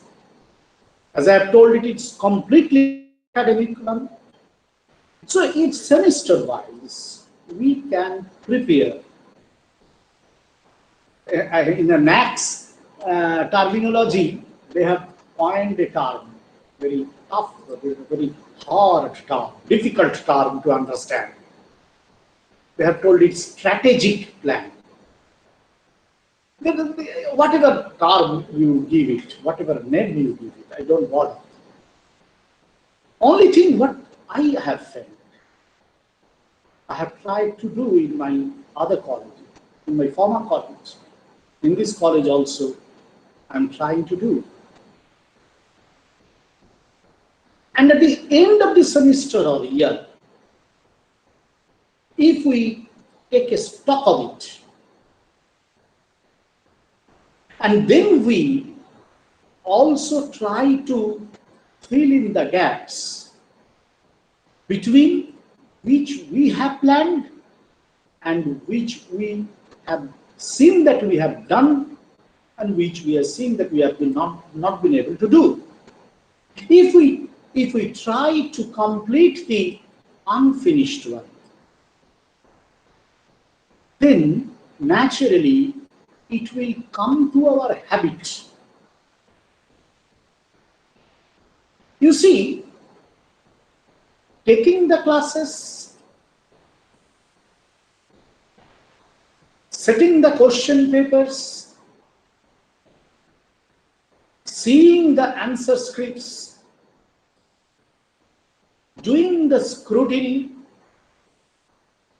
all these things we do. One notice comes, we do. We complete the tasks. Why? We have become habituated. So in this way, the entire academic plan should be made habituated by not an institution, but by every member of the institution. Institution means nothing. A college or a university is an abstract entity. You may debate, but I feel so. Only it becomes concrete when its stakeholders, creative stakeholders like teachers, support staff, non-teaching staff, students, ex-students, employers, peers meet together. It becomes the creative concretization of the institute. So this academic plan, charting out this academic plan in the beginning of the semester or year and trying to follow it and to take a stock of it at the end of the semester, what I have felt, what I have experienced, needed to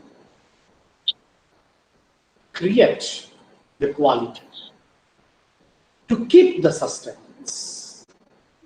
Yes, he will go for NAAC at the end of the 5th year or 6th year or 7th year. I will go, you will go. But with which we shall go there. Do we have the documents? Do we have the performances or accomplishments? At the last year, I have planned that in the just in the beginning of the next academic session, that is from August September 2021, I will do NAAC accreditation for Narendrapur College. Yes, I have planned this. Very good.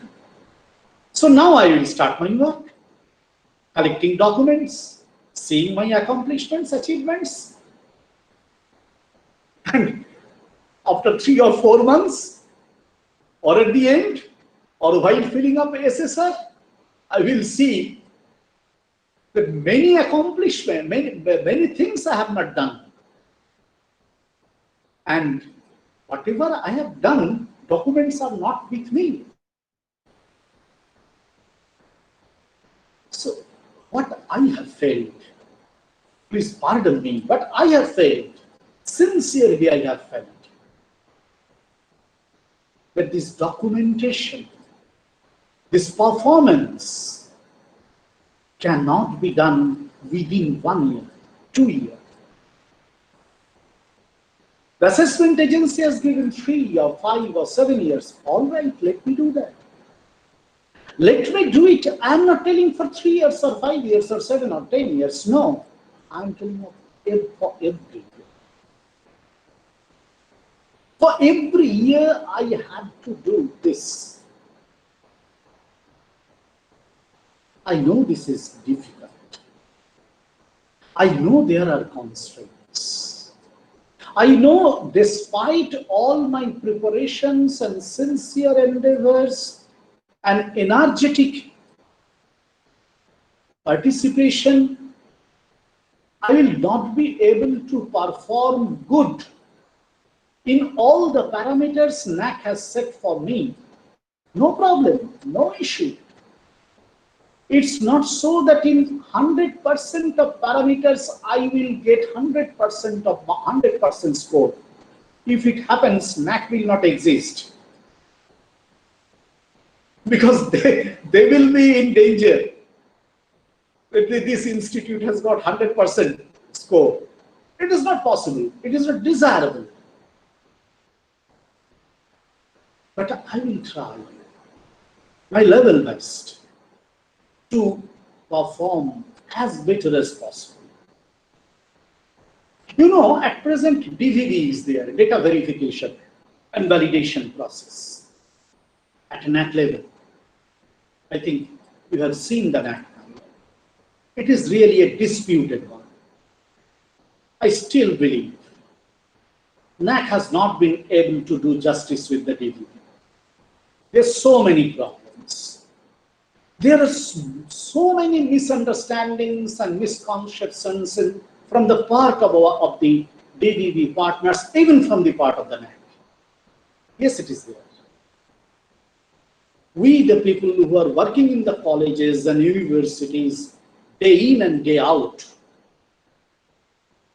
we, the people, teachers, who are working at the ground level, we know what documents exactly will suit one parameter or another parameter or other parameters. We know. DVV partners, many times they misunderstand. I have experienced this. I'm experiencing this.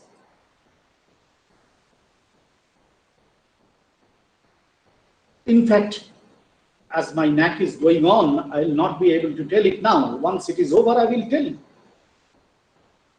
I will write to the appropriate authority that the clarification in the definition of the terminologies, the requisite documents in their nomenclature, in their nature, NAAC needs to clarify things more, undoubtedly.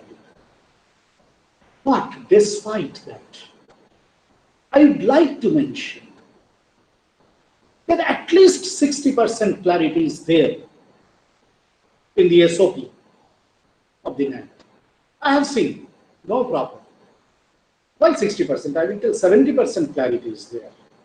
And DVB partners, at least in 60% cases, they do justice. So when the NAAC will ask me for documents, DVB partners will ask me for documents, I must be able to provide that. They may not accept those. I may differ with them that you are not accepting these documents, DVB partner or NAAC people, you are doing mistakes. We can tell. And that will surely be valued, if not by NAAC, by other people. But there is no question that NAAC is demanding something wrong. No. They deserve the right documents. They demand the right documents. Problems are lying with us, with me. When I am uploading the assessment, I am not having the document. In 10% cases, it may be so that I am not able to understand the language in which they are demanding the documents, or the nomenclature, or the nature of the documents. It may be so in 10%. But my experience tells me that many of us are failing in 40 to 50% cases in submitting the documents, minimum documents. One college once came to me some months ago, before the lockdown, when I was at Vidya Mandira. They told me, you see, NAAC has made us fail in the pre-qualifying criteria. I told, is it so? Why? So much injustice, sir, for you? Then he told, you see, I have given all the documents, they are telling these are not appropriate. I told, what they have demanded and what you have submitted. That is very interesting. For IQAC initiatives, naturally NAAC wants, you give a report, but the college has submitted a handwritten, some lines, bullet points. This I have done. I told, what? Don't you have the photograph? At least 2 photographs for at least 2 events. No, it was there, but now it is not available with me. I told you, sir, if it is not available with you, what NAAC can do? At least what you have told 10 events or 20 events you have done. So this is what I feel, what I have experienced, really lack of preparation. This is due to lack of preparation. Surely, I reiterate the point. I don't know whether Ruchi Madam has entered or not. But I reiterate, yes, there is misunderstanding in DVB process. Yes, there is misconception in DVB process. They need more elaborations, more clarifications, more wider concepts. Sometimes they don't understand. Region-wise, sometimes things become different. It may be so. But that is not a great fault of NAAC.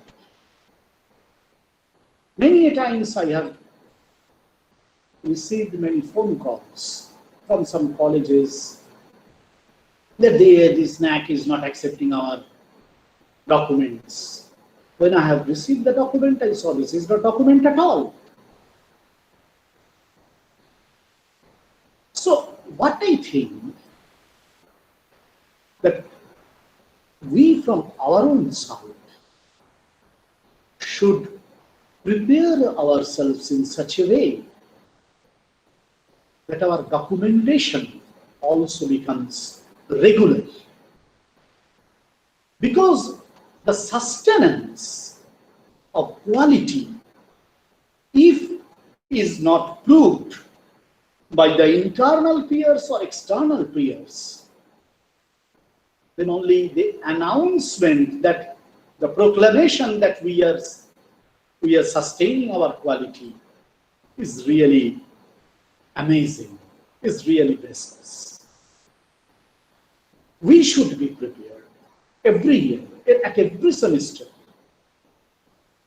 We perform, we should perform. We may chalk out our own new parameters for quality enhancement. No issue. NAAC will give due weightage in the new manual. NAAC has exceptionally well designed this aspect. Yes, NAAC will give. Undoubtedly enough, NAAC will give due weightage, due credit. If I am able to formulate my own parameters for the enhancement of the quality of my institute, for the sustenance of the quality of my institute, NAAC will accept it as best practice or healthy practices. NAAC will accept it. That is not an issue. But the issue is that continuity, the regularity, and the planning of the entire thing. Evaluation of the performance by our own method, by our own people. That is why internal audit, external audit, academic audits are also required. We seldom do that. So you see, in this way, at present we have got chance to see whether the sustenance of quality is possible or not. I will complete my talk. I will end sharing an experience with you. You see, when I was in my former college, in Vidyanandira College, the NAAC result is still due. I don't bother what scoring I will get or not. I always tell people, my friends there, you see, we have tried best, but we have some lacuna. So what we need to do, we need to keep the best things we have done, and we are required to bridge the gaps that we need to do. But one thing, one unique thing I have experienced. In the year 2013, our collaborations, our linkages were very less. And I saw that due to that, the college is more limited within its own physical space, within its own intellectual space. With the help of my peers, my friends and colleagues, and my respected faculty members there, also my respected monastic brothers, my students, they helped me a lot. My non-teaching staff members, supporting staff, they helped me a lot. And believe it or not, in last 5 years, we have been able to create more than 150 collaborations, linkages, etc. I don't know whether NAAC will give me score or not. That's a secondary issue, insignificant issue for me. But what I have seen in that college, because of those collaborations, we have been able to improve ourselves, our research. We had collaborations in research with cultivation, Jadavpur, Mumbai IIT, Kanpur IIT, Kharagpur IIT, institutes from Italy, Germany, different other colleges, different industrial houses. Our students went there for internship, job training. So many industries, SCC, Dalmia Cement, Chem Biotech, so many. Lafarge, Ambujad, Jindal, GIS, Tata Chemicals, and HR Johnson, so many industries we got the chance. Aditya Birla, almost 15 or 20 industries, or even more than that, 60 or 70 institutes, colleges, universities, institute helped me. And for that reason, the research output, the academic interaction, the students' interest have increased a lot. Just the other day, my brother Monk there is now principal. He told me, Maharaj, this time for 200 students, almost, I forgot, 7,000 or 8,000 students filled up application forms, only for 200 seats. It's a college for boys only. It has increased a lot. In 2013, it was for 200 seats, it was 2,000 students. In 2020, they are seeing, because students know. In the BSc first year, the students are going to IIT Mumbai, TIF. How? Because of these collaborations, linkages. I told them, don't bother about NAAC. Whether NAAC gives you score or not, that's a separate issue. You build up these things. That will increase the quality. Don't think that I'm just advertising one institute. This is my experience. If we can do, if we are eager to do, we will be able to do the things. Many people helped me. Many institutes helped me a lot. I owe my deepest gratitude for them. I'm a very humble person, a very mediocre one. I am not so much expert, so much scholar. Only I expressed my willingness, and my colleagues, teachers, monastic brothers, students, supporting staff, they helped, things went on. Everywhere in this way things are being done. There is a question, just once again, if you can show the question, just I have missed. There was only a single PG department, there is a question. Just I have missed the thing. If I missed the thing, if you can show me the question once again. So you see, this is the way I think we will be able to develop our institute. I think Ruchi Madam will come and she will speak elaborately on NAAC parameters, accreditation process. It is there, but if you listen from her, I think it will be more beneficial to me. They are also experimenting. Don't think that they have been able to solve all the issues, all the problems. They are working very hard here. I know, I personally know. What an immense toil they every day put there. I am not simply patting them. I know director sir and advisors, joint advisors, deputy advisors there, assistant advisors there. They are trying their level best. Yes, I told, every system has flaws. System is always being upgraded. System always being evolved. They are also evolving.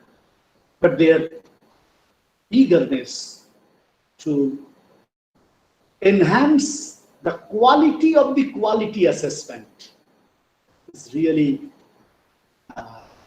drawing the appreciation from all over the country. As I was there, I have told, I was earlier very much linked with them. I felt it. And I think they will work harder to solve the issues.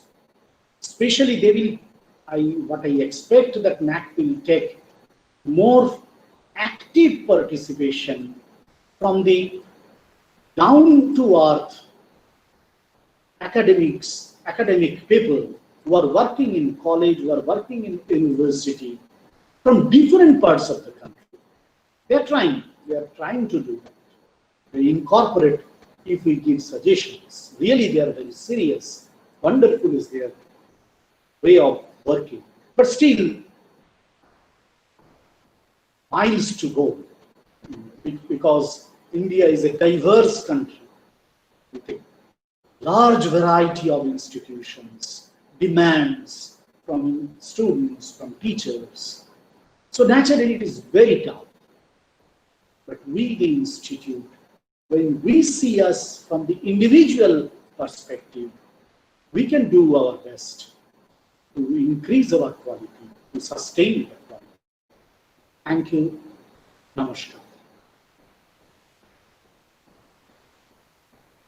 Once again, I have missed the question. If you have time, I can answer. If you don't have, Maharaj, could I interrupt? Maharaj, Yes. one request to you.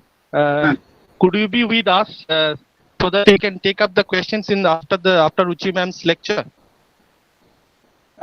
Could you spare some time, or would you leave? All right. Because there are some. All right. I will be there with you. Only my camera or microphone may remain off, but you don't think I'm off. I'll be okay. No problem. Okay, thank you. Thank you, Maharaj, for your outstanding speech. And this undoubtedly will encourage us for further acceleration. Yes, as far as my understanding goes, I have taken a list of the suggestions or advices that you have made. First of all, documentation. Secondly, understanding of what is to be done before doing something. And there are misconceptions regarding the parameters set by NAAC, but we have to abide by the benchmarks, at least the benchmark. And last but not the least, as I have also personally talked with you regarding this, that we do not have to go by the, we have to do this for NAAC. Rather, we have to do for our own sake. That is to be the motto of all institutions like us. Thank you, Maharaj. We'll come back to you in the interactive session. Now, our next reverend speaker, who I think does not need any introduction nowadays, is Dr. Ruchi Tripathi, Madam, Assistant Advisor of NAAC, Bengaluru. Dr. Tripathi has done her Masters in Business Administration with Finance and Human Resource as specializations. She has more than 15 years of academic experience and appreciable academic leadership. She has authored 3 books in economics, human resource management and finances, and innumerable number of publications in reputed international and national journals. She has been an active coordinator in visit of more than 180 colleges. For NAAC, she has actively coordinated in data validation and accreditation process of NAAC. She is one of the NAAC coordinators in Eastern region. And now I request Dr. Tripathi to take over.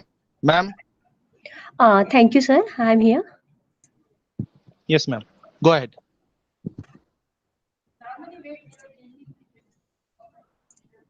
Ma'am, go ahead.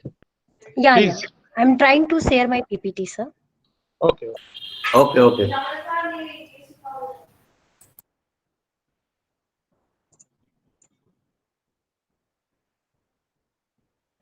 My PPT is visible, sir?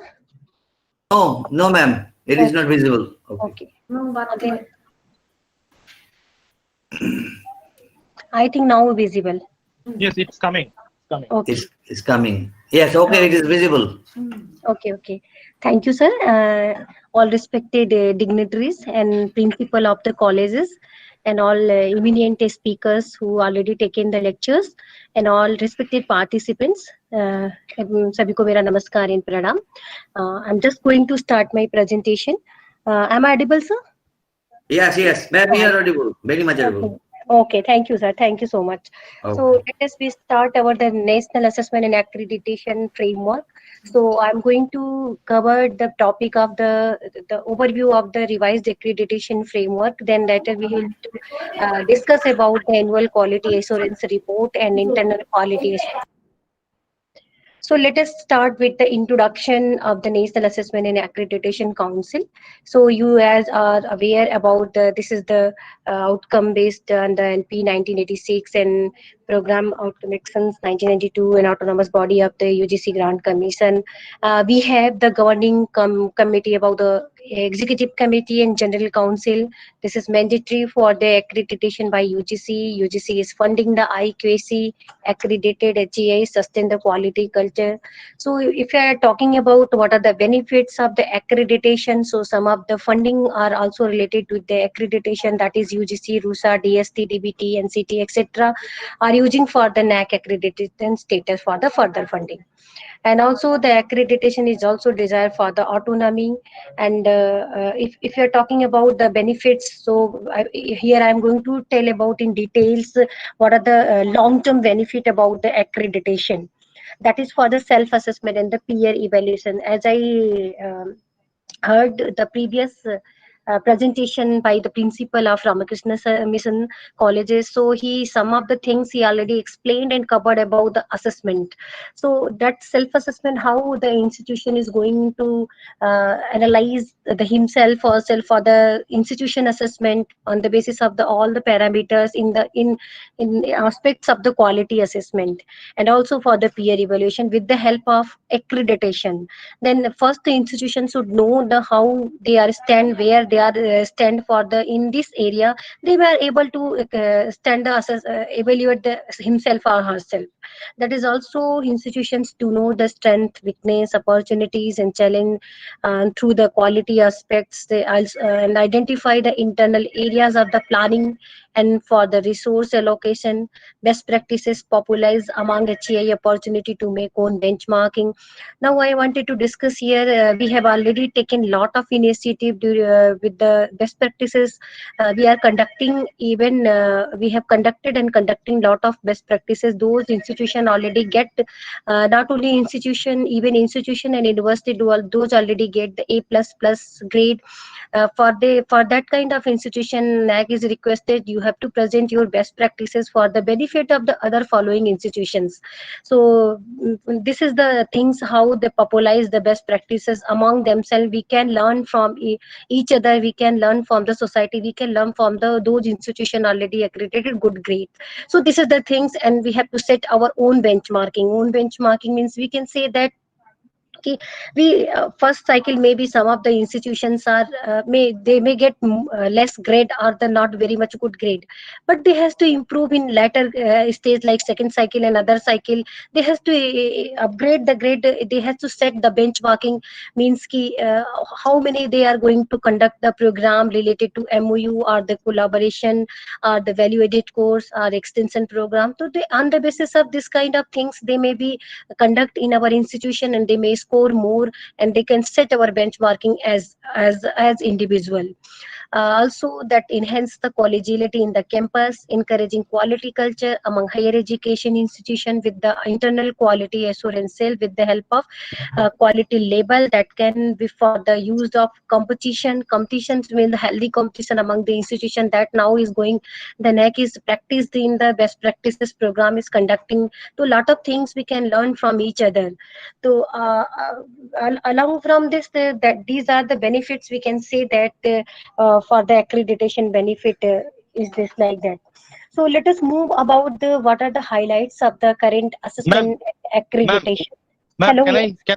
I interrupt just one second? Just one second. Yeah, sure. Let me request to all participants If you have any questions, please put on the chat box here and also in the comment box of the YouTube live channel to Maharaj Shastraghan as well as ma'am. Okay, ma'am, continue. Okay. Yes, please post your query. I'm happy to answer, which is related to the NAAC assessment and accreditation process. So let us move about highlights of the current assessment and accreditation. So for this, I'm wanted to tell here that complete assessment and accreditation process is completely online. Means starting from the registration to the end of the result, even after the result, mean after the accreditation, post accreditation, each stage is the completely automation online process is there now. Second, the data-driven assessment and accreditation framework. Yeah, this is very much important because in revised accreditation framework, earlier it was the pure qualitative questions are there. Complete qualitative questions metrics are there. But now there is qualitative and quantitative, two types of metric and questions are there. In this, but the quantitative metric, the NAAC need the data in terms of the policy document, in terms of the number, in terms of whenever the it depends on the what are the metric needs. So that is the data driven up assessment and accreditation process. And validation of the data by external agency, we have the third party that is called the data validation verification agency. We have 5-6 vendor that is called the DVV partner, and that can taken care of all the quantitative metric. They has to verify on the GI portal, only the portal, on the basis of the metric, what is the metric and what supporting document provided by the HEI with the help of standard operating procedure. Now the system generated score. The system generated score is the with the combination of online evaluation for the peer judgment. Means whole the assessment outcomes, accreditation outcomes is that consists of the three parts. That is system generated score with the combination of online evaluation and the peer judgment. System generated scores means this is the overall score of the quantitative metric score. That there is three scores consist of the grade, that is consist of the accreditation grade score. The first is the that is the system generated score, that is the that is the combination of the online quantitative metric, and second is the evaluation, that is by the peer team member, on-site visit by the peer team member, that is peer judgment score. So that is consist of the finally the grade. Online student satisfaction survey. Yeah, this is the new things introduced in the revised accreditation framework. Even I wanted to tell here, this is the global. If you're talking about the world level, that is the unique feature of the National Assessment and Accreditation Council, that is online student satisfaction survey. In this, what happened? Institution has to provide the details information of the student, that is prescribed format that NAAC is already prepared. And then in this case, the online 100% online complete survey is going to conduct. That link we have to that NAAC is going to send to the students, and students receive the link and they has to reply all. We have prepared some questions. 21 questions are there in Hindi and English, but in portal supposed to reply in English because this question is already available in NAAC website. So for understanding, any HAI can to download and read and understand that. Online student satisfaction survey actually related to the second criteria, that is teaching learning evaluation. So that is one key indicator is called a 2.7.7, and that metric is 2.7.1. In this they has to reply all those things, fill the questionnaire, and they get reply on the link. So this is the completely online surveys. Also here there is some benchmark in the student online survey is also there. Some parameter guidelines is there, how much students can just meaning for the evaluation of this metric, like online student satisfaction survey, at least minimum responses need from the institutions or the university, that is 100 or the 10% of the total student which the HEI has claimed under the institutional information for the quality assessment IIQA. So that is the things, that is the process of student satisfaction survey.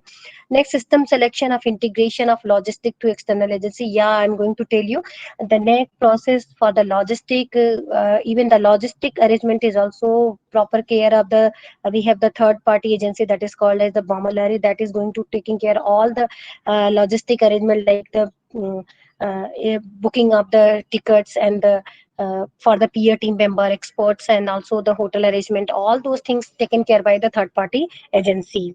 Introduction of the pre-qualifier means after the DBB process, the score is generated that is called as pre-qualifier score. So if any institution get at least minimum or greater than 25% scores of the all the quantitative metric, that is called as the pre-qualifier score. If institution is qualifier, that is means the next step is the peer team visit. If the institution is pre-qualification fail, it means they has to reply come after 6 months for as a fresh assessment and accreditation process. And total confidential till the visit dates, yeah, because this is the online process, and that is total confidential starting from the initial to the last stage. There is no disclose of anything, and that is also focus on the institution values, innovation, issues of inclusion, and the distinctiveness. So these are the highlights of the current assessment and accreditation process. Let us move about the some of the terms we are used in assessment and accreditation process.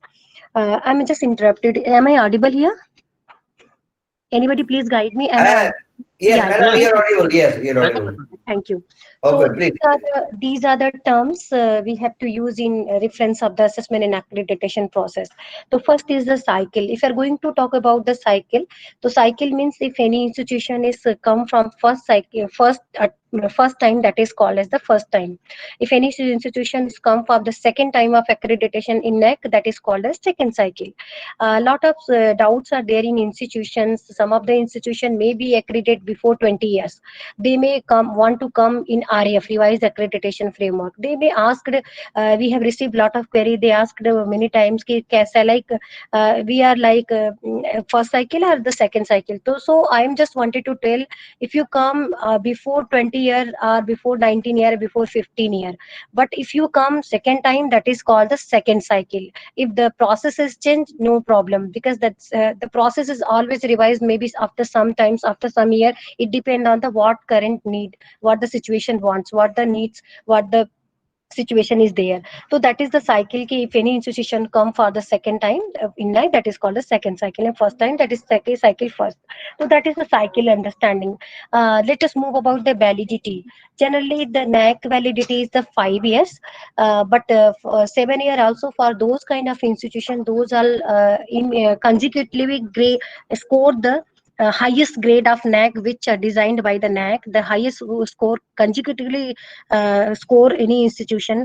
So for third time, third cycle, they may that validity is increased instead of 5 year, that is the 7 year. So that is called as the validity. Now move about the re-accreditation and the reassessment. So what is this, the reassessment? That is if institutions get the score and they may not satisfied by this score, so they for the improvement of the grade, they may come for the reassessment. But there is the limitation. If any institution get result from today, so after today, after they may come after 1 year, but before 3 year. That is the guidelines of the reassessment and the reaccreditation. Now IQAC is the mandatory internal quality assurance cell, is very much important, either first cycle institution or the second cycle or in any consecutive cycles. So this is very much mandatory for the IQAC. Vision, you are aware our vision is very much clear. So we have also all the metric, even all the criteria, 7 criteria, and all the metric, either quantitative metric or the qualitative metric, are based on only the vision and mission of the NAAC. Understanding of the requirement is very much important. Requirement means ki, first of all, what is the metric need, because each metric are designed on the very much on the basis of a lot of discussion, and we have done lot of expert discussion, lot of meetings are happened. So each metric has the value requirement. What metric requirement is there, that should be understood by HEI, and they provide the documents either in terms of the quantitative term or in terms of the qualitative term. So that is the understanding of the requirement. Scheme of application means we have, as of now we have many manuals, general manuals are like for the university, autonomous, UG college, PG college, even health science college, health science university, Sanskrit university, and open and distance learning education, dual mode university. So we have prepared lot of manual as per requirement of the institution. So you can also choose your manual as per applicable in institution. Lot of query confusion we have find out in the institution sites ki sometimes institution is the autonomous or the affiliated college that become the autonomous. So for this I just wanted to tell here, if any institution has completed at least 5 year academic year of same kind of suppose autonomous institution, that they come for the autonomous institution, or the affiliated institution that they only come for the affiliated institution, like that is there is the provision. So you understand the schemes of application also. I have discussed now just we have a lot of manuals in SSR cell on the basis of nature of the college, health science university, health science college, 10 types under the health science college. Even by specialization wise, we have the part A and part B. The part A is the common for all type of health science institution, but part B is depend on the specialization, like medical separate question, dental, nursing, ayurveda, yoga, naturopathy, unani, etc. and etc. Like that, other manuals are also there in our website. It will depend on the institution's nature. Let us move about the assessment, the process of assessment and accreditation. So this is a start from the registration, and now discuss with one by one the registration process. If any institution come for registration any day, 24 hours for the 12 month is open. There is no window system and all. So any institution can come from any day for the registration. That is, there is no limitations of the registration. There is no last date for the registration. So that is first process is the registration. Now move about the second process, that is IIQA, institutional information for the college the assessment. This is very simple form is there. We can say the application is there. There is 32, 33, 33 questions are there. This is related to the institutions, like name of institution, affiliation, compliance, autonomous status, CP status, CE status.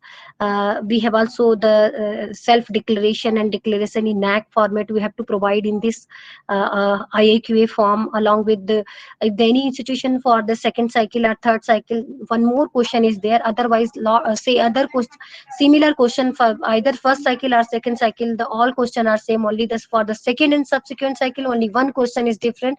That is for the AQR, because if any institution come for the second cycle, they has to provide the information about the AQR. They has to upload the AQR, and that link they has to provide in IAQA application. So that is IAQA, that is first stage.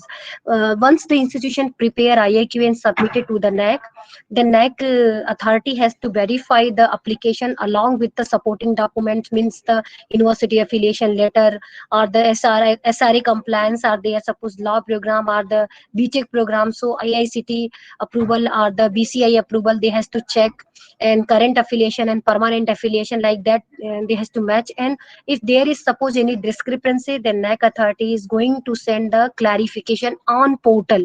As I told earlier, everything is the portal. There is no manual, no call, nothing is in manual. So NAAC official has to raise the clarification, this document is not there, please clarify. So institution has to read the clarification, and they has to provide the respond the clarification along with the supporting document. So that is the process of the IAQA.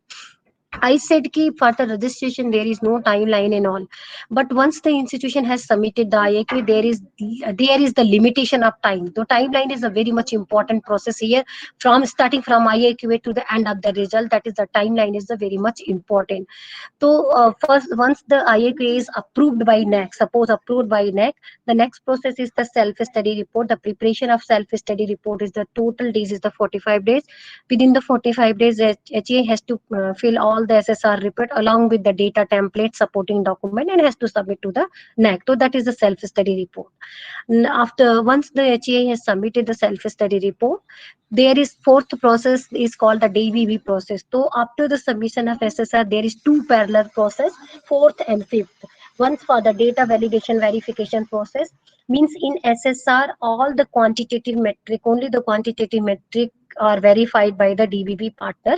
That is one thing. Another one, student satisfaction survey, another online survey is going to start. So there is two parallel process, student satisfaction survey and DBB process. But in DBB process, only in self-study report, only the quantitative metric is going to evaluate. For the qualitative metric, after the pre-qualifier, there is peer team visit will be going on. But in DBB process, only the quantitative metric is going to verify. Then after that, there is pre-qualification. I told after the DBB, there is 25% of score will generated. That is called the pre-qualification passed. Then after that, the peer team visit is happen. For the all qualitative metric has to verify on-site visit by the expert peer team member.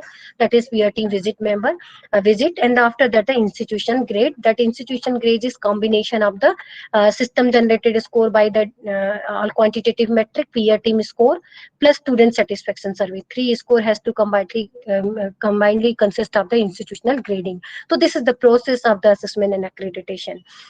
This is the flow chart of the assessment and accreditation process. You can understand here, this is the first process after the registration. That is first process IAQA. When IAQA is accepted, there is second process SSR 45 within the 45 days. There is two parallel process, student satisfaction survey, DBB process. If the institution score 25% or more than 25%, that is means the pre-qualification passed. Then after that, there is peer team visit. And then after that, grade. If the any institution is maybe in any reason maybe rejected in under the stage of IAQA, so that is there is no process, means there is no further process. But in rejection case, there is what happen ki, if the institution pays the 25,000 plus GST, as of now IAQA fees is 25,000 plus GST.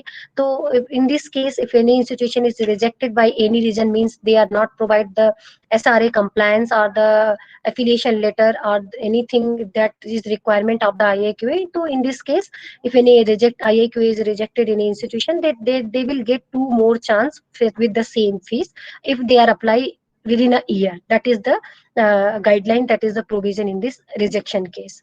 Then the DBB and SSS, then here the if any here the pre-qualification pass, so the peer team visit is going on. But if any institution is pre-qualification failed, so as I told Kia, they has to apply after 6 months fresh assessment and accreditation process. So this is the final grade. The final grade is consist of the pre-qualification the system generated score plus peer team visit score plus that is score by student satisfaction survey. That three scores combined as a grade. So this is the process of flow of the assessment and accreditation process. This is the total how many, there is 7 criteria. If you are going to discuss about the institutions type, autonomous, UG, PG and university, there is 7 criteria, and this is the key indicator. This is a qualitative and quantitative metric. There is a total metric. Now I just discuss about the after the IAQA, the SSR submission, to some of the preparedness of the readiness is very much important for the institution side. So first I just wanted to tell here, the understanding of metric is very much important. In those institutions are ready for self-study report, they has to understand the metric need, metric content, what metric want. They also read the quantitative and qualitative metric, in which quantitative metric which kind of policy document supposed to HEI provide, and in qualitative aspect what description they are going to mention right there. So this is the things how they understand in upload the relevant supporting document, go through the NAAC manual guidelines. Please see the data templates. Data templates is the MS Excel file. This is prepared by the NAAC in the format of the requirement of the metric. That is for this data template is for only for the quantitative metric, not for the qualitative metric. And also refer to the standard operating procedure. We have already prepared a standard operating procedure for institution type like university, autonomous, UG college, PG college. So HEI can upload the standard operating procedure and read what kind of document they has to upload there, then what kind of document they has to not upload there. So this is there, and I heard the previous presentation, principal sir already explained there ki SOP is going to benefit at least 70%. I am telling here at least not more than 95% is the benefited SOP. If any institution go through the SOP as a academic of the institution, they may understood which kind of document they has to provide and they has to prepare. To these are various places and portals, metric, sub-metric, to understand what is metric, what is sub-metric. So these are the information to understood for the smooth functioning of the process. Let us move about the extended profile of the institutions. So what is extended profile of the institutions? These we have in manual self-study report two type of information. One is the metric, that is metric. As I mentioned in previous slide, that is, suppose I am taking the PG college, there is 96 metrics are there. So 96 metrics plus extended profile are there. So you can see here there is a program related, student related, academic related, institutions related. Some questions are there that is called as extended profile question. That questions are the denominator for the metric level question. So that is very much important.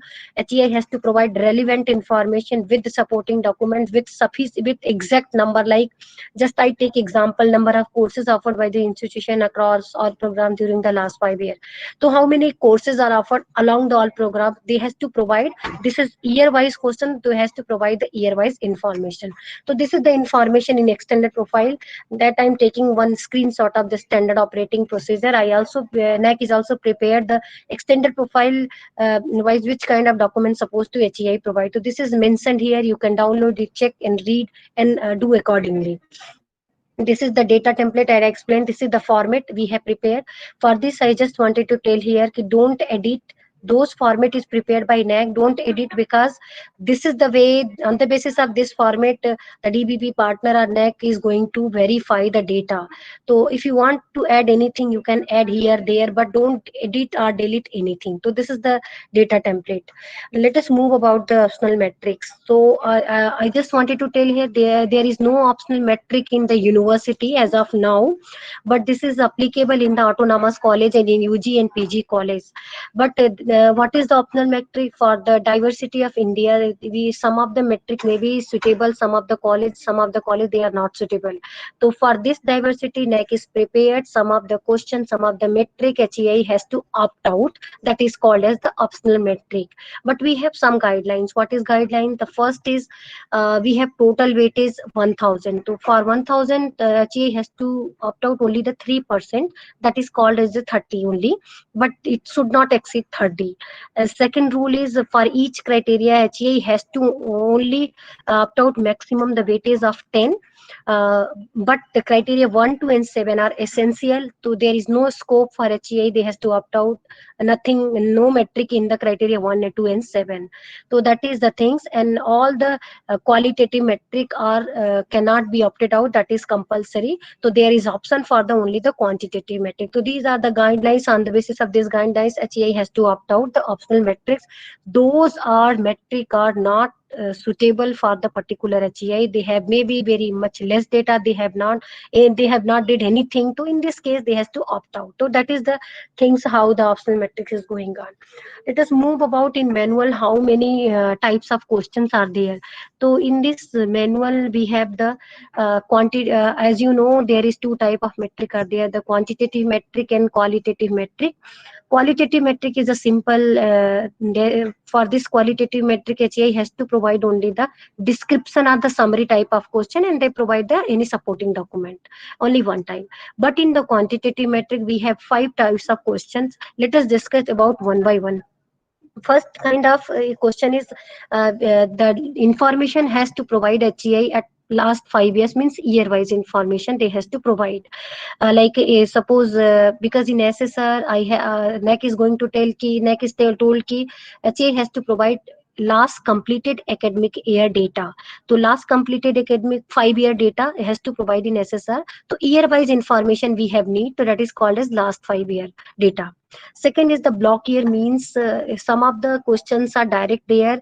In this case, HEI has to completely, collectively, last 5-year collectively data has to given. That is one input, that is called the completely last 5-year data. So I have also mentioned in example, you can see in the slides there, the number of program in which choice based credit system. So last 5 year, how many number of programs choice based credit systems are there? Then HEI has to provide only number 20, 30, 10 or what that is implemented in this concerned institution. So that is combined data for last 5 years. That is third type of question, that is called the options type of questions. You can see here some of the questions are there, like I just take example: structure, feedback, receipt from the student, teacher, employer, alumni, parent, for the design. So in this case, there is option any four of the above, three of the two, any one, none.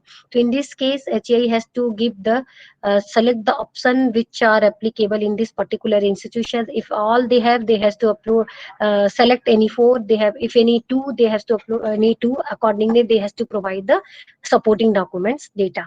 So that is the third type of data questions. Let us move fourth type. The fourth type of question is not called the questions need only 1 year data, that is called the data for the latest completed academic year data. So in this case, HEI has to not provide last 5 year data or year wise data. They has to provide only 1 year data, that is called latest completed academic year data. Means immediate completed academic year data has to provide, that is called current year data. So in this fourth kind of question. The fifth type of question is not any type of question, but what happened, the HA has to give already given the input data in extended profile.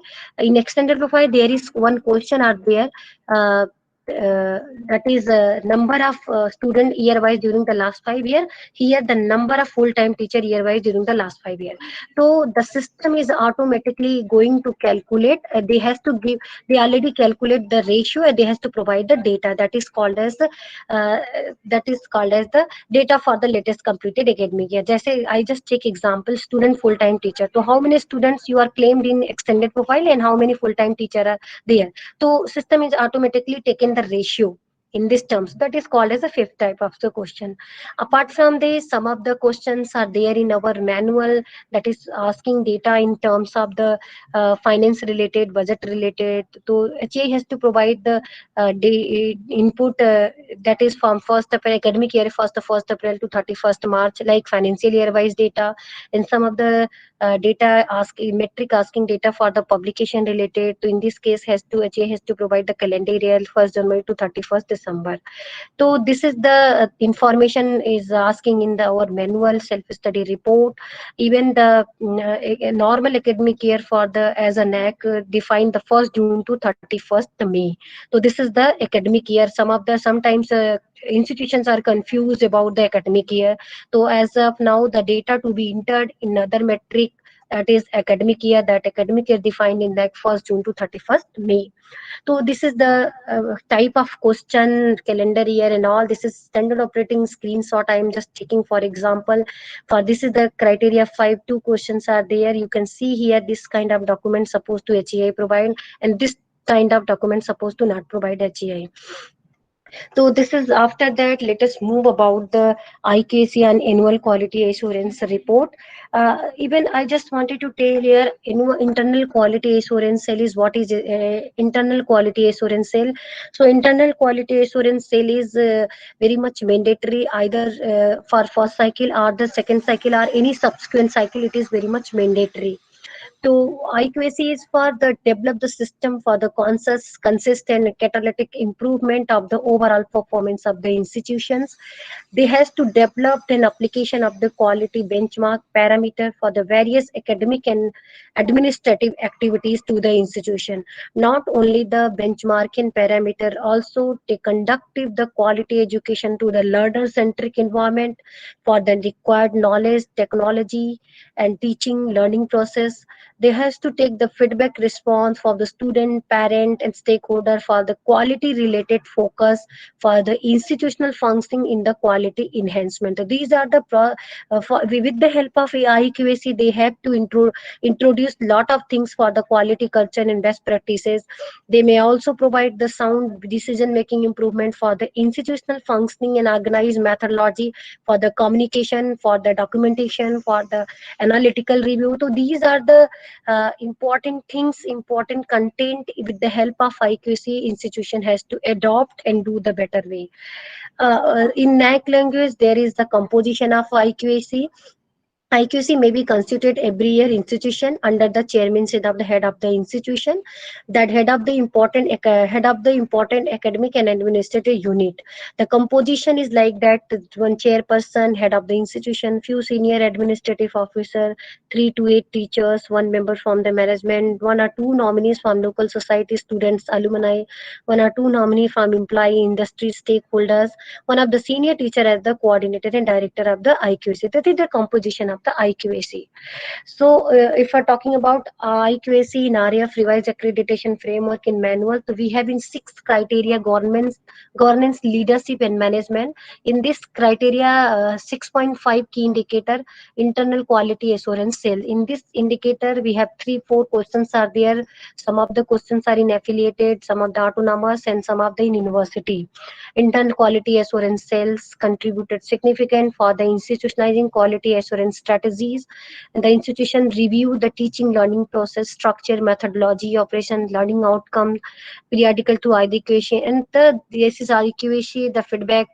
This is option type of question, regular meeting of the IQAC, feedback collected by the analysis, improvement, collaboration, NRF, ISO. So these are the metrics are there in related to IQAC. Let us discuss about the AQR annual quality assurance report. So this is the post accreditation phenomena. Once the institution is accredited, this is very much mandatory to fill the AQR annually. This is very much important. So AQR is annual quality assurance report is a yearly report which should be submitted to the NAAC every year by all accredited institutions as per the format prescribed online. That format is there in our website. Please go through. This is a post-accreditation phenomena, and all HEIs have to submit AQR regularly to the NAAC. Separate AQR submission to NAAC for each year, means year-wise HEI has to submit the AQR. This is the prerequisite for the submission of IIQ. If any institution come from the second cycle or the subsequent cycle, so this is mandatory that after the 16th September 2016, NAAC is decided to regular submission of AQR is mandatory for the second and subsequent cycle of the institution. So what are the prerequisites are there in second cycle and subsequent cycle? Having a functional IQAC, the minutes of IQAC meeting and compliance to the decisions should be uploaded on the institution website. Mandatory to submission of AQR regular basis institutions, and upload the AQR institution website for access to all the stakeholders. So these are the mandatory things for the second and subsequent cycle. Now let us move about the how to AQR going on. So HEI needs to submit AQR online with effect from 1st January 2019, and submit AQR by email. Hard copies not be accepted. That is very much important. Any HEI is going to fill the AQR. So this is completely, as I told, NAAC processes of before accreditation, after accreditation, whole process is online. So they has to fill AQR online only. That is mandatory for 1st January 2019. Email hard copy is not accepted by NAAC. This access is already available in any HEI in their institutions. So for this, suppose any HEI is old methodology, they are accredited. So for this, what HEI has to do, they has to register online online through the portal and submit the AQR online only. After registration, AQR will be available in HEI portal under the Manage AQR menu. Once you register in NAAC, you are able to see AQR year-wise, and accordingly you have to fill the AQR, prepare the AQR, and submit to the NAAC. So this is the registration process. Those are not registered in new methodology. Visit that is NAAC website. Apply online there. There is the link. Click the link. New registration. Fill the details. Registration form, name and all. Then you have to type of college, university, or autonomous SH code, institution email ID, mobile number for communication. Are you previously accredited? Yes, obviously yes. So next cycle of accreditation, previous email ID, establishment date, state PIN. So this is basic information are asking in at the time of registration. So you should ready for this information. Then you receive the auto-generated email and activation link, which email ID you mention in registration time. That link is activation link within the 7 days. You have to log in within the 7 days and reset password, your choice. Uses, if you forget your password, there is option you can reset your password. face any problem, then in this case you have to mail the nachelpdesk@gmail.com. So this is the registration process of AQR. Even IAQA, for the first assessment and accreditation, same process of the registration. If you are going to fill the AQR, this is same procedure of the registration. This is HEI portal, creation of HEI portal, application state dashboard, HEI portal, online submission of application, online submission of clarification, online payment fee, getting clarification, queries, notification. So these are the information are there. Let us move about the academic year display on the portal. So yes, if any institution has accredited, they may confuse that accreditation year display on the portal. HEI can see there and manage AQR menu and filling AQR. If does not consider the report, submit the yearly earlier by email. That is not considered. The online submission of AQR will be have the automatic acknowledgement. If you get, if the institution could not get, then you may kindly raise the clarification in the support help desk. This is available in each type of institution. Preparation of AQR. Institution type, first the HHA has to select the institution type, has selected from university, college, UG college, PG college or autonomous. Then they select, selection should be based on HEI in the respective year, which year AQR you are going to fill, 17, 18, 18, 19, 19, 20, which. Then year of AQR to be filled should be selected. Year will be listed automatically based on accreditation date and current date. This is very much important. And AQR for the completed academic year will be available from the 1st June for every year and should be submitted on before 31st December for every year. As now the AQR timing, when the institution are going to fill the AQR, there is timeline defined by NAAC. If any institution is accredited by NAAC, after 1 year they has to fill the AQR that is started from the 1st June, and that window shall remain open 31st December, but after 31st December for same year that is going to close. So this is the things how happen. I just take one example. If any institution, currently the college may be autonomous, but in the year 1819 the college was affiliated. So in this case, while the filling of AQR 1819, the type should be selected affiliated college, not as a autonomous college, because the information for the 1819 year as a affiliated college, not for the autonomous.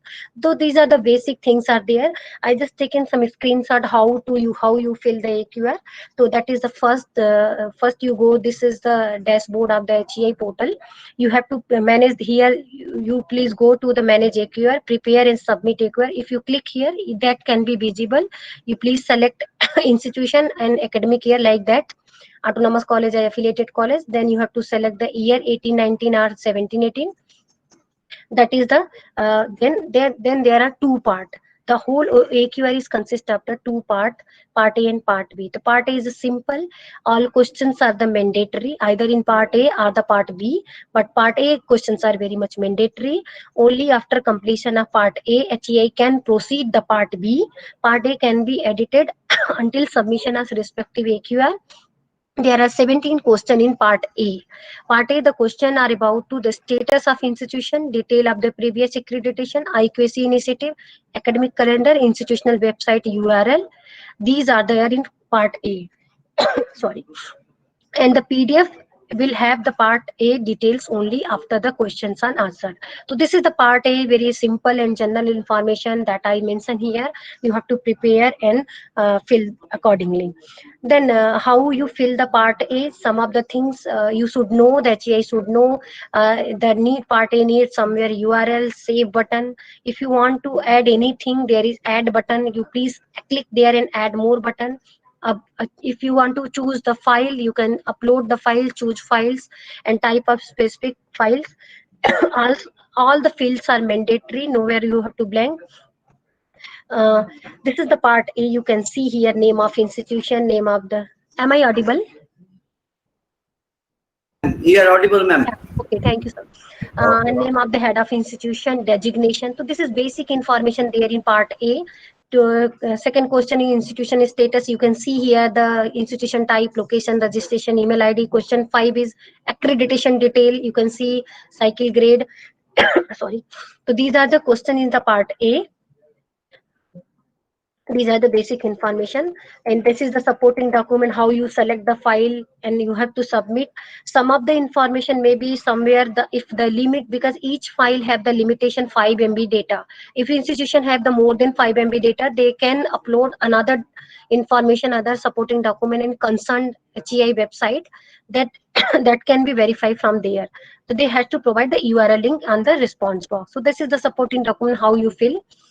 Let us move about the part B. Part B is a simple. Here the view button can be used HEI check your PDF, and PDF only completed question metric data displays. Any question or partially filled through the data saved will not be displayed in the PDF generated. So you have to fill completely.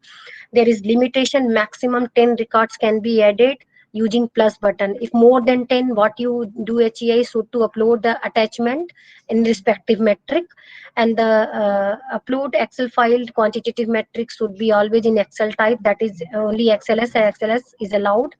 In a metric HEI do not have data, so in this case the metric they can write nil or 0 based on the type of field, but the field should not be blank. This is very much important. Don't fill anything, don't left anything blank. So this is important things, how you understand. This part B is based on is all 7 criteria. So we have metric, we have questions related to criteria wise, but annually the information need in acquire annually 1 year, not for 5 year like SSR. So this is the part B, criteria wise question. As I mentioned, upload file, quantitative question, some of the quantitative question, some of the qualitative question. In qualitative question, maximum 500 words. Quantitative question, 10 records is possible. If the institution has more than 10 records, they can prepare the Excel sheet and attach the file there in concern metric. If any metric is not applicable, then in this case you mention nil or 0, don't left blank. So this is part B look like, that is 7 criteria. You click there criteria 1, able to fill the like criteria 1 question number 1. You can give the qualitative question number 2 is the quantitative. Then you have to provide the details of the course. So this is the criteria wise how you prepare part B. After part A and part B, there is one more question that is called as question number 8. In this question number, description of the future plans, you have to fill the response question 8 and press text button. That is like that. This is the question number 8. You have to fill, that is 500 words. Then submission of the AQR. In this AQR, after completion of part A, part B and question 8, next button and submit the page, declaration and submit the button.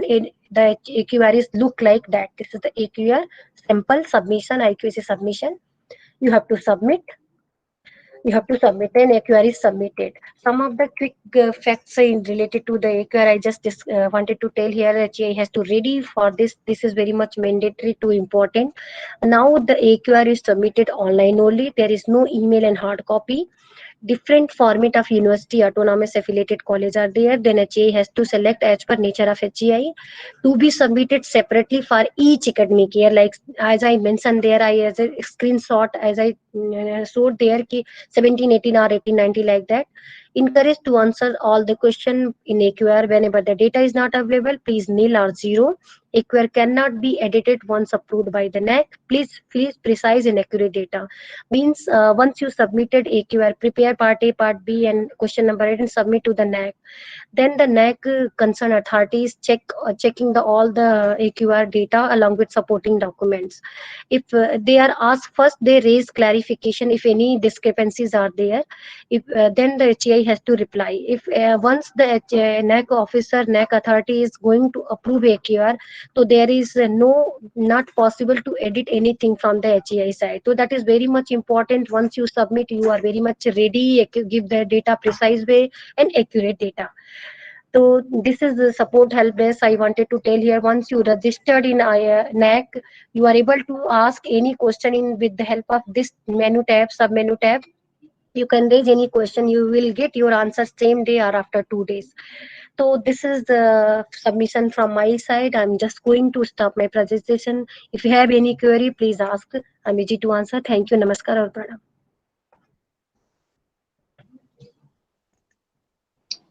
Thank you, Dr. Ruchi Tripathi, madam, for a very informative and guiding lecture. Now, there are questions, of course, as I say in the chat box. So there are many questions, but the variety is not there in the question asking persons. So now I would request Dr. Shutapa Ghosh Dostida, IQAC coordinator, Barakpur Rashtraguru Surendranath College, for conducting the interactive session. Madam, please.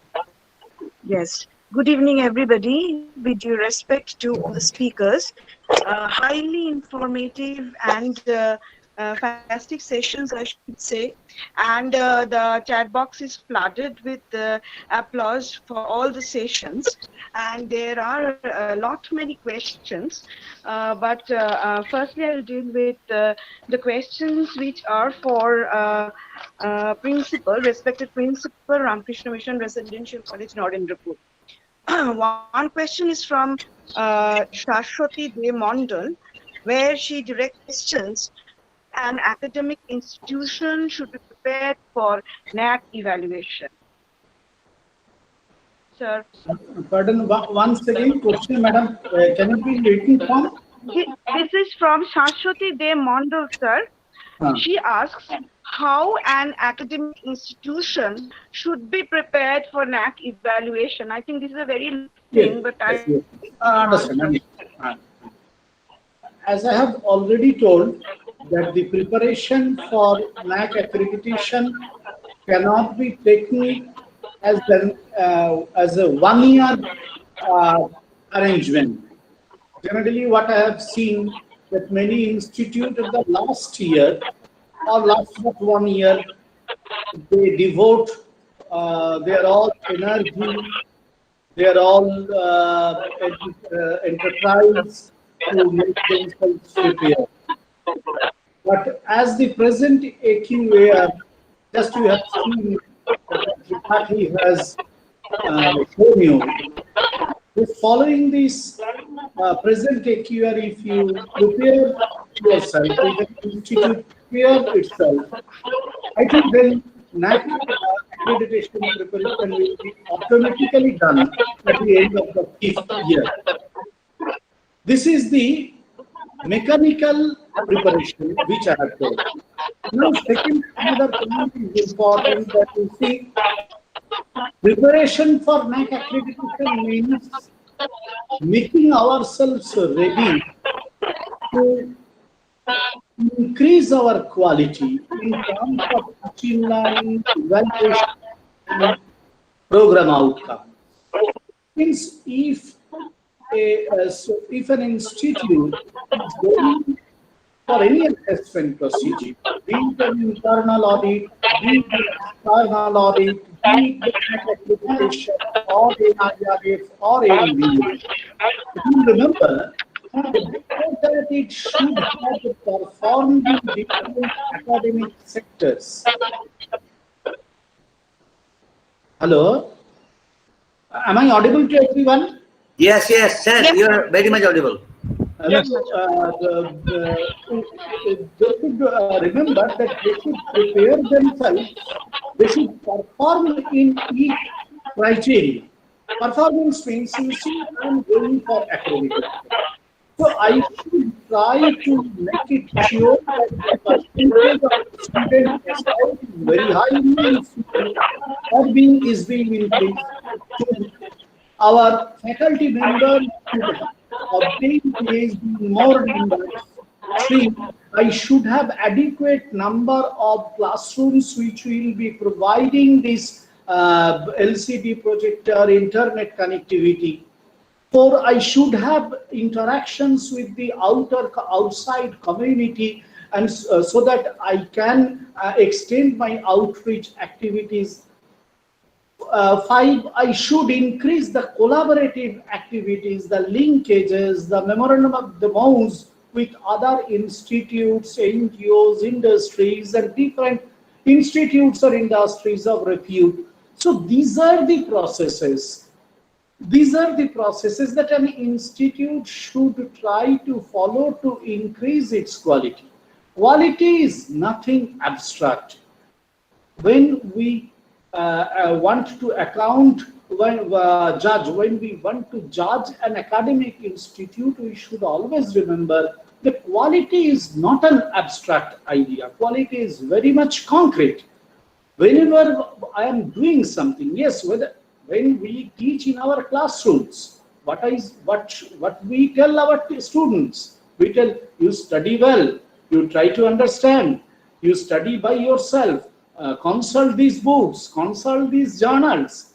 So these are the quality parameters that an individual student should try to deploy in its own life to complete its learning process. If it be so in the case of a learner, same is in the case of an institute of higher education. In our case also, the quality is related with the performance of the student. The quality is related with the performance of the faculty members, with our infrastructure facilities, with the ISR, institutional social responsibilities. So if each year, as I have told my talk, in each year at the outset, if we plan how to move forward, and if at the end of the semester or year we take a stock of it, then naturally, gradually, we will be able to increase our quality. This will be the preparedness for NAAC. You see, NAAC is something which will come at the end of the 5th year, but we should not, I think we should not sit for that. We should not wait for that. This is a continuous process that I believe. Thank you. Next, any question? Any question, please? Shivananda, unmute, madam. Yes, sir. Yes, Yes, ma'am. sir. Please, There are please. 3 more questions, sir. Excuse me. Sir, there are 3 more questions. So I will tell all the questions together, take them together.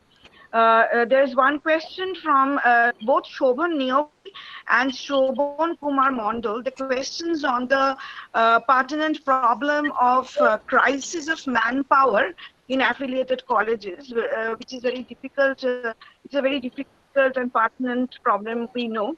And also, Minu Sinha Ratna, she is IQAC coordinator, Vivekananda College for Women. She asks, what are the points which are to be focused upon for third cycle assessment?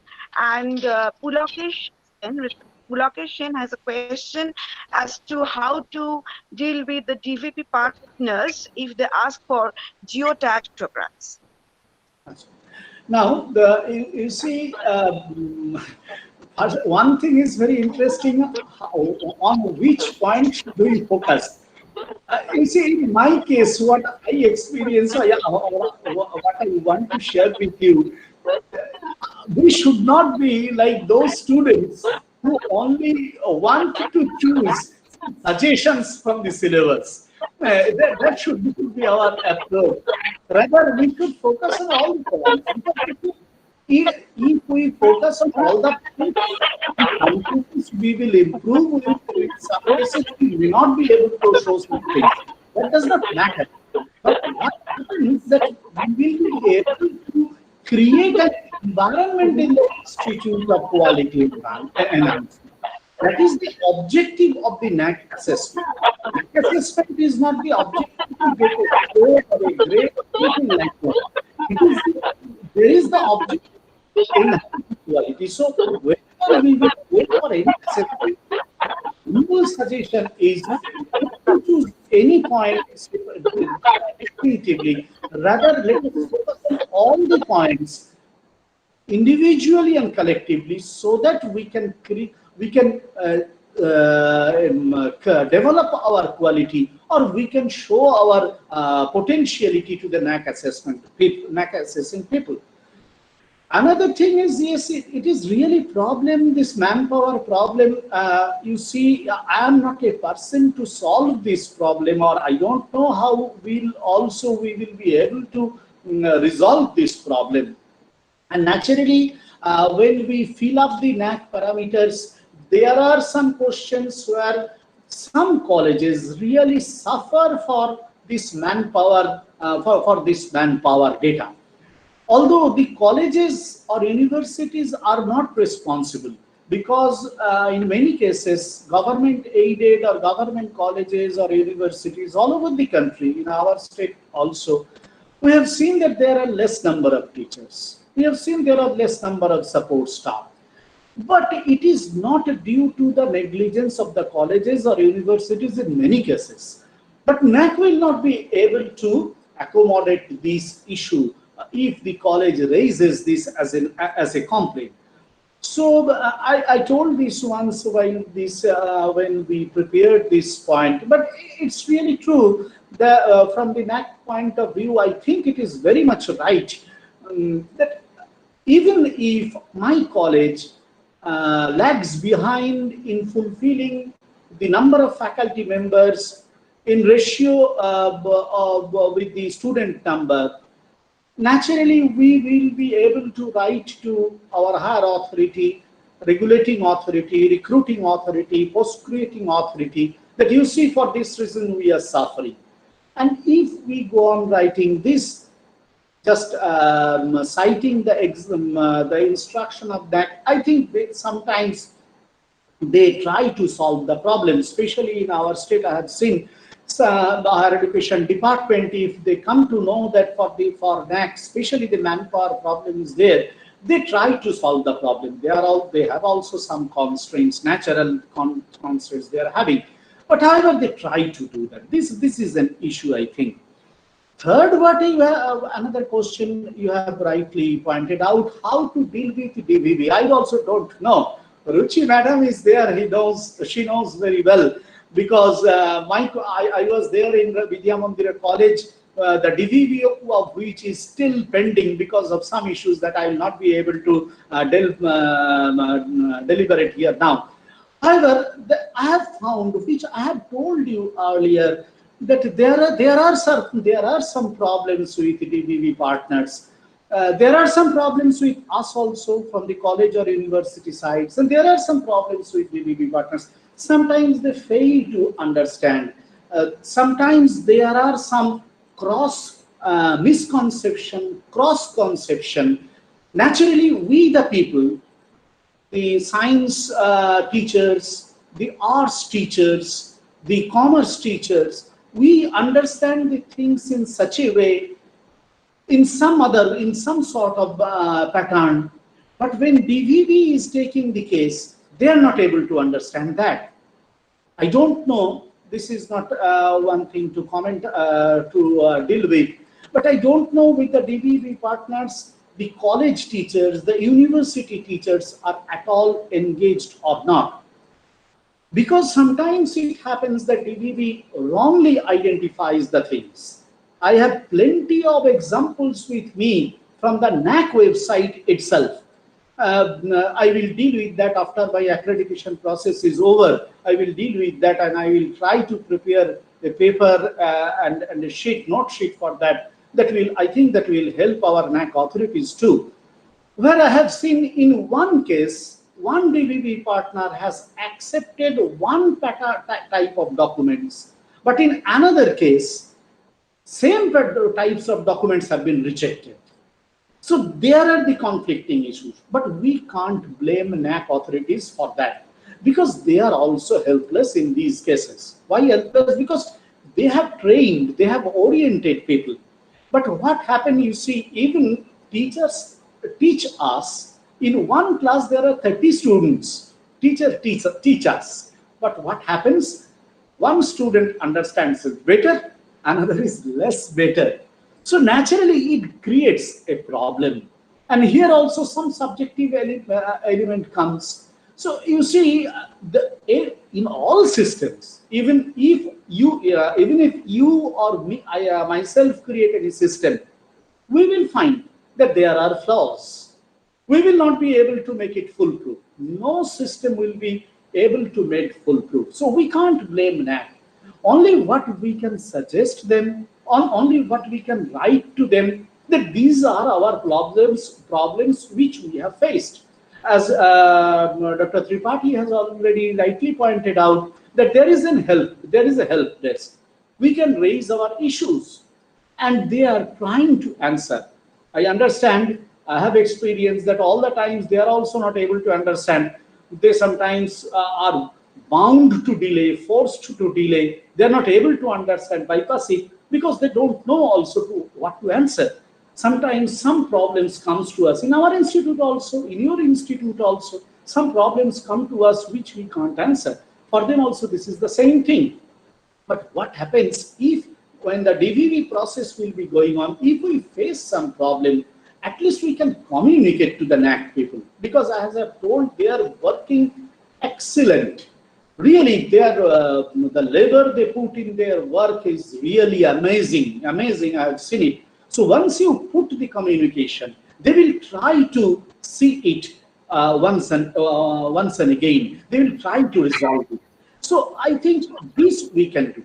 But at the same time, we should remember that there is SOPs. There are some indications in the manuals, in the Excel sheet. So these we can also follow. As I have told you, that I have seen one college told me, no, you see, DVB has not say, listen to our complaint. But I have seen that the very simple thing they have done the mistake. I'm not just citing the example here for some reason, but the simple thing they have done the mistake. So this is our mistake that we should try to rectify. So we should not always try to blame on other, because they are also trying. Sometimes some colleges come, they tell me, but now it's not like so. There are always, which I have told, that you see, there are always flaws in the system. It's an evolving system. There, everyone is trying. We are trying, they are also trying. But we should be more careful in reading the manual, data templates, SOPs, DVB clarifications, which NAAC has uploaded. Once we read it carefully, I think at least 60 to 70% will be solved. Yes, something will be there. You see, that is always there with us, and that we have to bear with us, bear with it. We can't escape that. Namaskar. Chaitanya sir, Chaitanya, shall I add anything? Subrata sir? Yes, ma'am. Yeah. Thank you, sir, Principal sir from the Ramakrishna Mission sir, for your suggestion and all. But I just wanted to clear something here regarding the. You're talking about DBB have done lot of things, but in the DBB we have already selected the people are in academic background. Number one, and number two, we have already prepared that the set of questions is related to the metric, like standard operating procedure. I think you may, as we have prepared SOP for HEI, this is available in website. Same SOP we have NAAC is also prepared along with the eminent expert from the all over the India expert. That questions we have already given to the DBB. That DBB partner, according to that nature of metric, they has to ask the query question. Not like we have not only prepared for the HEI SOP, we have also prepared as per consultation with the expert from which kind of question they has to supposed to ask to the HEI, which kind of question they are not supposed to ask to HEI. So that we have prepared with the consultation of the expert, and we have given to the DBB partner. Maybe some of the time we can't say ki maybe sometimes they are asked question that is not relevant to the metric. That is, but we have prepared it. We have given. Second thing, which kind of document is necessary, as you are very much good academic, all people are academic here today in the webinar. So I know which kind of, what metric needs, what metric want, which kind of document supposed to HEI provide. I just taking example here, like value added courses. So for the value-added courses, we have clearly mentioned which are the regular course, that is cannot be the value-added courses, because the value-added courses is the separate from the regular syllabus. So if any HEI has to claim same document is the syllabus and value-added courses, that cannot be considered. So example, some of the extension, we have one more question in extension of the faculty exchange, student extension activities, and for the government and government recognized body. So in this case, if the HEI simple, nothing has done, only the collaboration, simple, they has to write something with the another institution faculty that is not benefited for the institution, that cannot be included here. So you may better understood of which kind of supporting document, which kind of things is proper match with the particular metric. That is very much important. So if I cannot say completely DBB has mistake and DBB has wrong questions. I'm not telling maybe 100%, nothing is 100% therein. So, but we have already mentioned a lot of things like, as I mentioned in SOP, which kind of document HCI has to provide for the particular metric. Same question, which kind of supporting documents should be asked to the HCI, that is mentioned in SOP. That is given by, already given to the HCI. Even one question came from the partners regarding, I'm not going to focus on question number 1, sir, is very much well explained. Some questions is there ki, in third cycle, which kind of improvement has to done from the HEI if any institution has come for the third cycle. So for this, I just wanted to tell here ki, after the second cycle, the peer team member already given the recommendation for the improvement. So please more focus on the recommendation which is given by the peer team member to the institution. That is, you have to do in proper manner. And also, whenever you get less score, you can also see in the assessment documents. This is available in HEI website and NAAC website. You can see the metric wise or the key indicator wise, which metric you are get less score. You can do the better, either in value added courses or the award or the cultural activity or the sports activities. Whenever you get the less score, you have to improve there in that area. So that is suggestion for any institution is asking for third cycle, what kind of improvement has to done by the HEI. So that is the answer from my side. And one more question is come from how to prepare the geotag photograph. That we have also mentioned in our standard operating procedure is there ki how to take the geotag photograph. So why the geotag photograph we ask, that is intention from that. If any program, you are very much, you all are very much aware about the technology and all. If the photo is geotagged, it means we are able to understand that photo is from that particular institution. We are identify on the basis of latitude and that parameters are there mentioned in photograph. So we are able to just justify the metric metric and institution that photograph is from this particular metric that is relevant. So that is the procedure, that is the way how to take the geotag photograph. Thank you. Namaskar. Just I want to add 1 or 2 points, madam. Sure, sir. Sure. Yeah, sure, sir. Dr. Tripathi has rightly pointed out the things. I also thank her for this pointing out. What I wanted to say is very clear. As you have just pointed, madam has rightly pointed out that in case of value-added courses, the generic courses or the other courses which we offer in the regular courses, regular credit courses, that cannot be accepted as value-added courses. This is an instance. But interestingly, I have the proof in the NAAC assessment that there is a flaw in this particular case where an institute has included value-added courses, a generic courses, which is a compulsory course as a value-added course. What I am telling that this type of mistakes may be there. It's not an issue that mistakes are being done. No, I have not told that. What I want to mention that despite there are mistakes, it is a very good attempt from the NAAC that they are trying to solve the problems. It's not the thing that I have told that NAAC is doing the mistakes. No, not at all like that. But what I want to mention that even in the SOPs, what I have mentioned in the earlier point, even in the SOPs, there are terminologies, there are documents which need to be more clarified. You see, if we say that there is no question of more clarification, notionally to notional clarification, definition related clarification, naturally things will not improve. This is an evolving process. This is an evolving system. So even the SOPs which are being supplied to Institute HEI and which is being supplied to DBB partner, naturally there is a gap between the understanding. We have seen it and there are ample examples. And this gap of the understandings is required to be met. And there is the lacuna from the HEI perspective, and I strongly believe there is the lacuna from the DBB partner perspective. So this we need to meet up. That is only for the betterment of the NAAC assessment. It is nothing for blaming anyone, or it is nothing for finding fault with anyone. But what I want to mention that you see there are some points, there are some mentions where we need to get more clarification. We need means not only the HEIs, we means all the stakeholders who are involved in this process. We need these clarifications. You are telling of collaborations. I was also telling of collaborations. What do we mean by collaboration? That is the first question.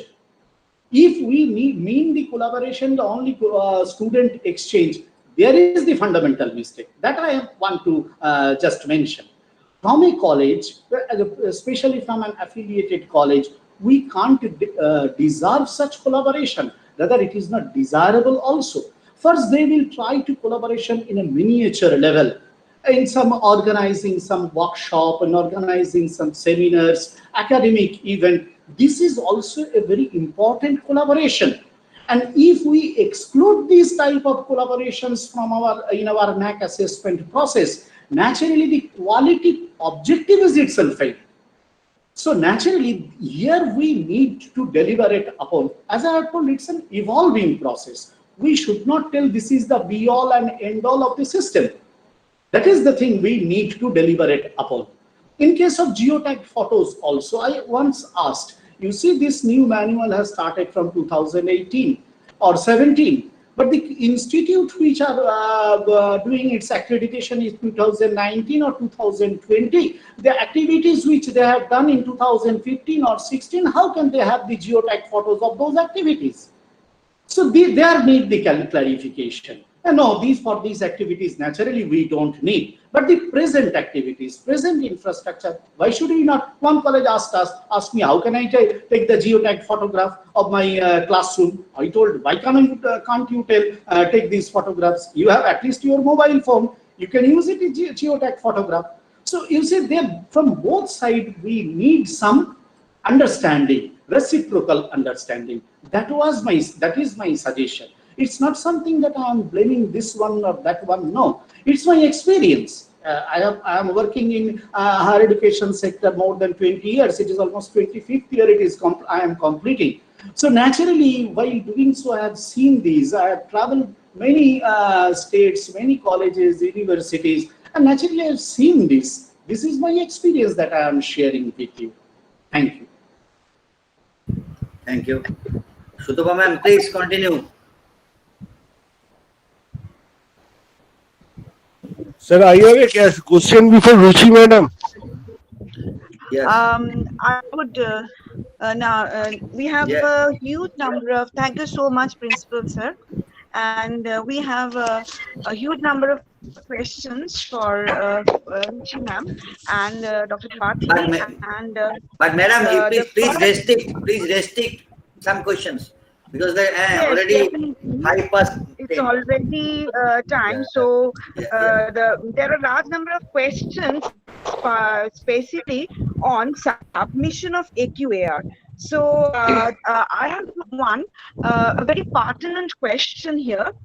That is on it's a pattern. It says if an HEI is accredited on 16 September 2019, the HEI needs to submit the AQAR of 2018-19 before December 31st, 2019, on that very year.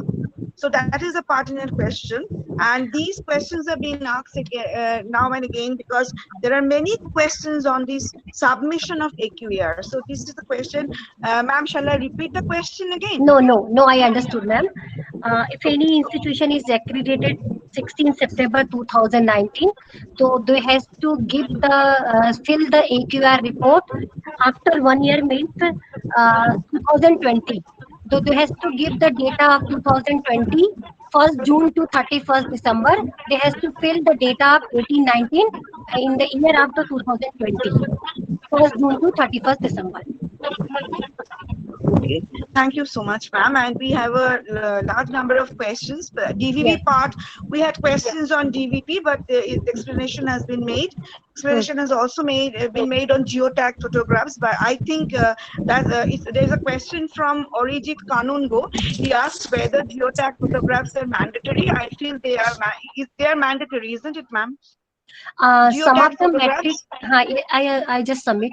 Some of the metric needs geotag photograph along with other supporting documents. So, if possible, you can you can make the geotag photograph. That is very much important. Even in between clarification, DBB people may be asked for the geotag photograph. So, in this case, HAI has to take the geotag photograph and provide the geotag photograph. Okay. There is one question from Dr. Kalpator Mondol. AQR has not submitted during last 2 years. What now? How can this affect AQR? Sir, please you go through your portal, HAI portal. You please see the that in AQR menu. This is visible. The AQR years you can submit there. If the year is not visible, what you do? You please raise the clarification query through the IMS helpdesk support system. NAAC is going to provide the particular year accreditation AQR link. You have to fill and give the details in the HAI portal. Okay. There is one question from Pulokesh Shen. He asks, how do you define a full-time teacher? Yeah, actually, NAAC is a lot of problem is due to the lack of teacher in the institutions. So NAAC is only taking care of the academic things. So NAAC is defined the full-time teacher.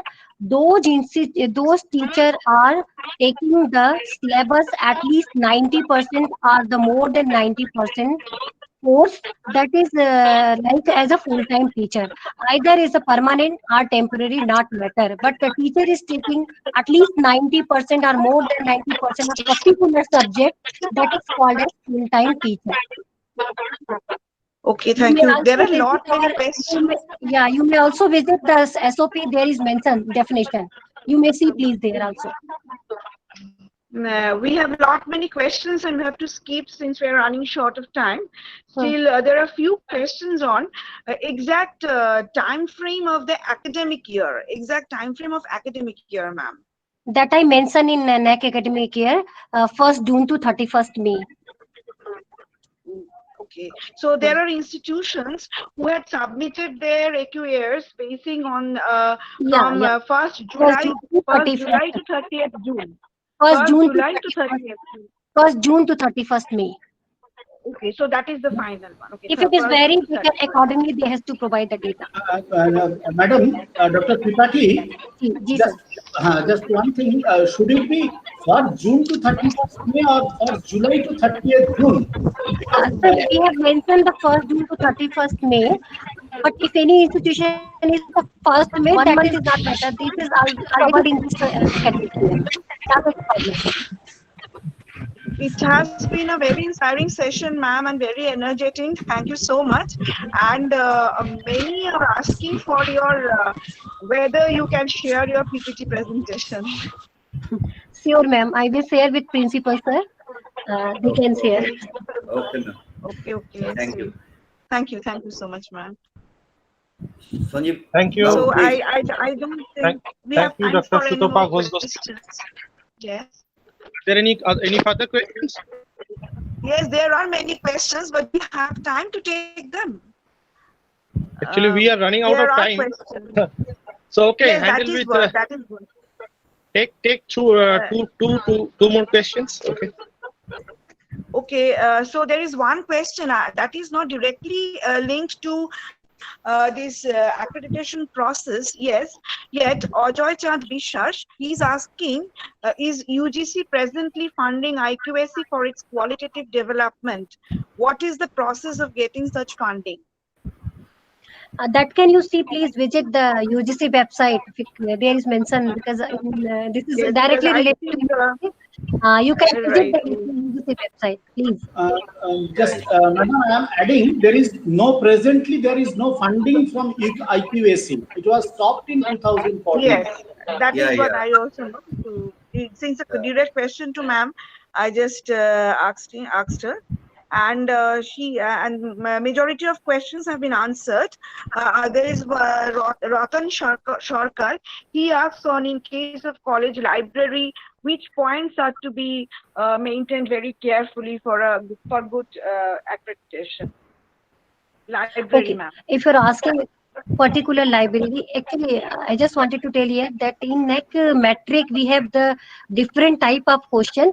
So we have one or two questions related to the library that I think access of library, remote access of library. Another question is metric is what about the how many average percentage of students are teacher using the library. So for this, I think you have logbook and all, you have to maintain the register. So in one day, how many teachers or students are attending and visit the library? So that kind of information you have to maintain. So Thank there you. is another question. Okay, we ran out of time.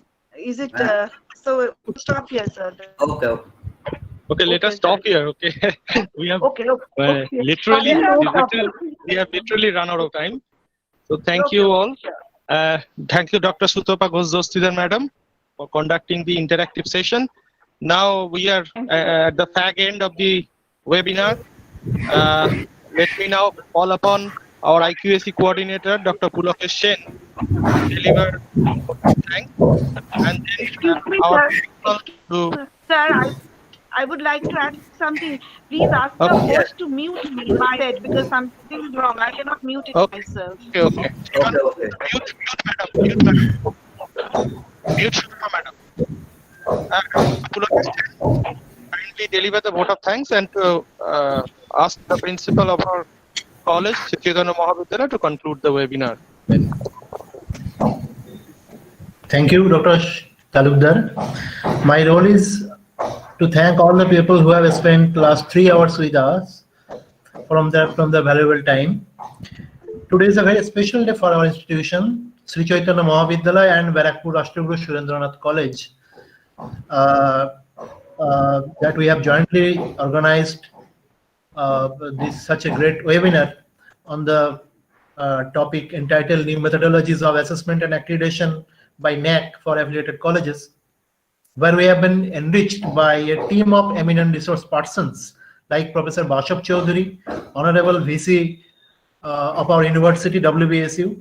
I express my heartiest thanks and gratitude to sir for your such inspiring, ever-inspiring and enthusiastic lecture.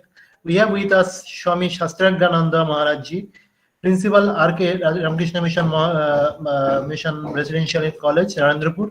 Thank you so much, sir, for your such a valuable speech. We also have with us Dr. Ruchi Tripathi, Assistant Advisor, NAAC. Thank you so much, ma'am, for your such an informative and enlightening lecture and presentation, which has enriched all of us, I think so. Thank you all. Thank all our resource persons. And I must thank the chief patron of our program, Dr. Chintaharan Sengupta, Honorable President, Sri Chaitanya Mahavidyalaya, and our principal, sir, Dr. Subhrata Chatterjee, without whose inspiration and continuous effort, this webinar could not be possible at all. Thanks to Honorable President of BRSN, Mr. Dev Rai Chaudhary, and Principal Sir Dr. Manojit Rai of BRSN for their continuous support, and of course IQAC coordinator Dr. Sutopa Ghosh-Dostidar, BRSN, for her kind cooperation with us throughout the program. I express my heartiest thanks to my colleagues and moderators, Dr. Sanjeev Talukdar, convener NAAC steering committee, and Dr. Prosenjit Chattopadhyay, member IQAC. I must thank our college, our colleague Mr. Shivananda Mrida, librarian of our college, Mr. Sudip Sarkar, and Mr. Srikanta Bashak for their technical support throughout the process. Last but not the least, I must thank all of our respected participants. Total number is 1,154 participants, a huge participants all over India, from 21 states, and even from Bangladesh also. Professor, assistant professors, and other teachers, and who have actively participated all at the program and made this program a great success. Thank you all. Thank you once again. Now I would request to our principal, sir, to give the valedictory speech. Over to you, sir. Thank you. Really, it is a fantastic webinar in all respects.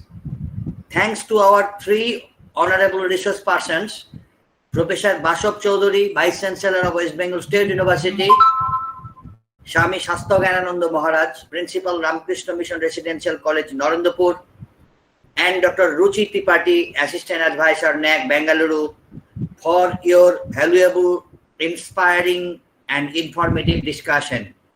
Thanks to Dr. Chintaharan Sengupta, President of Sri Chaitanya Mahavidyalaya Governing Body, Mr. Dev Raj Chaudhary, President, Governing Body of Barakpur Rashtraguru Surendranath College, Dr. Manojit Roy, Principal, Barakpur Rashtraguru Surendranath College, Dr. Pulokesh Sen and Dr. Sutopa Ghosh-Dostidar, two IQAC coordinator from Sri Chaitanya Mahavidyalaya and Barakpur Rashtraguru Surendranath College respectively, two moderators of today's webinar, Dr. Sanjeev Talukdar and Dr. Prosenjit Chattopadhyay, especially Dr. Shivananda Mridha, Sudipta Sarkar and Srikanta Bosak for their technical support. Thanks to respected GB members, teachers, non-teaching staff, and dear participants. Really, it is a national level webinar at 1,154 participants from 21 states and union territories of India and Bangladesh have participated in this webinar. Now I declare closed the national webinar. Stay safe and healthy. Thanks to all. Thank you.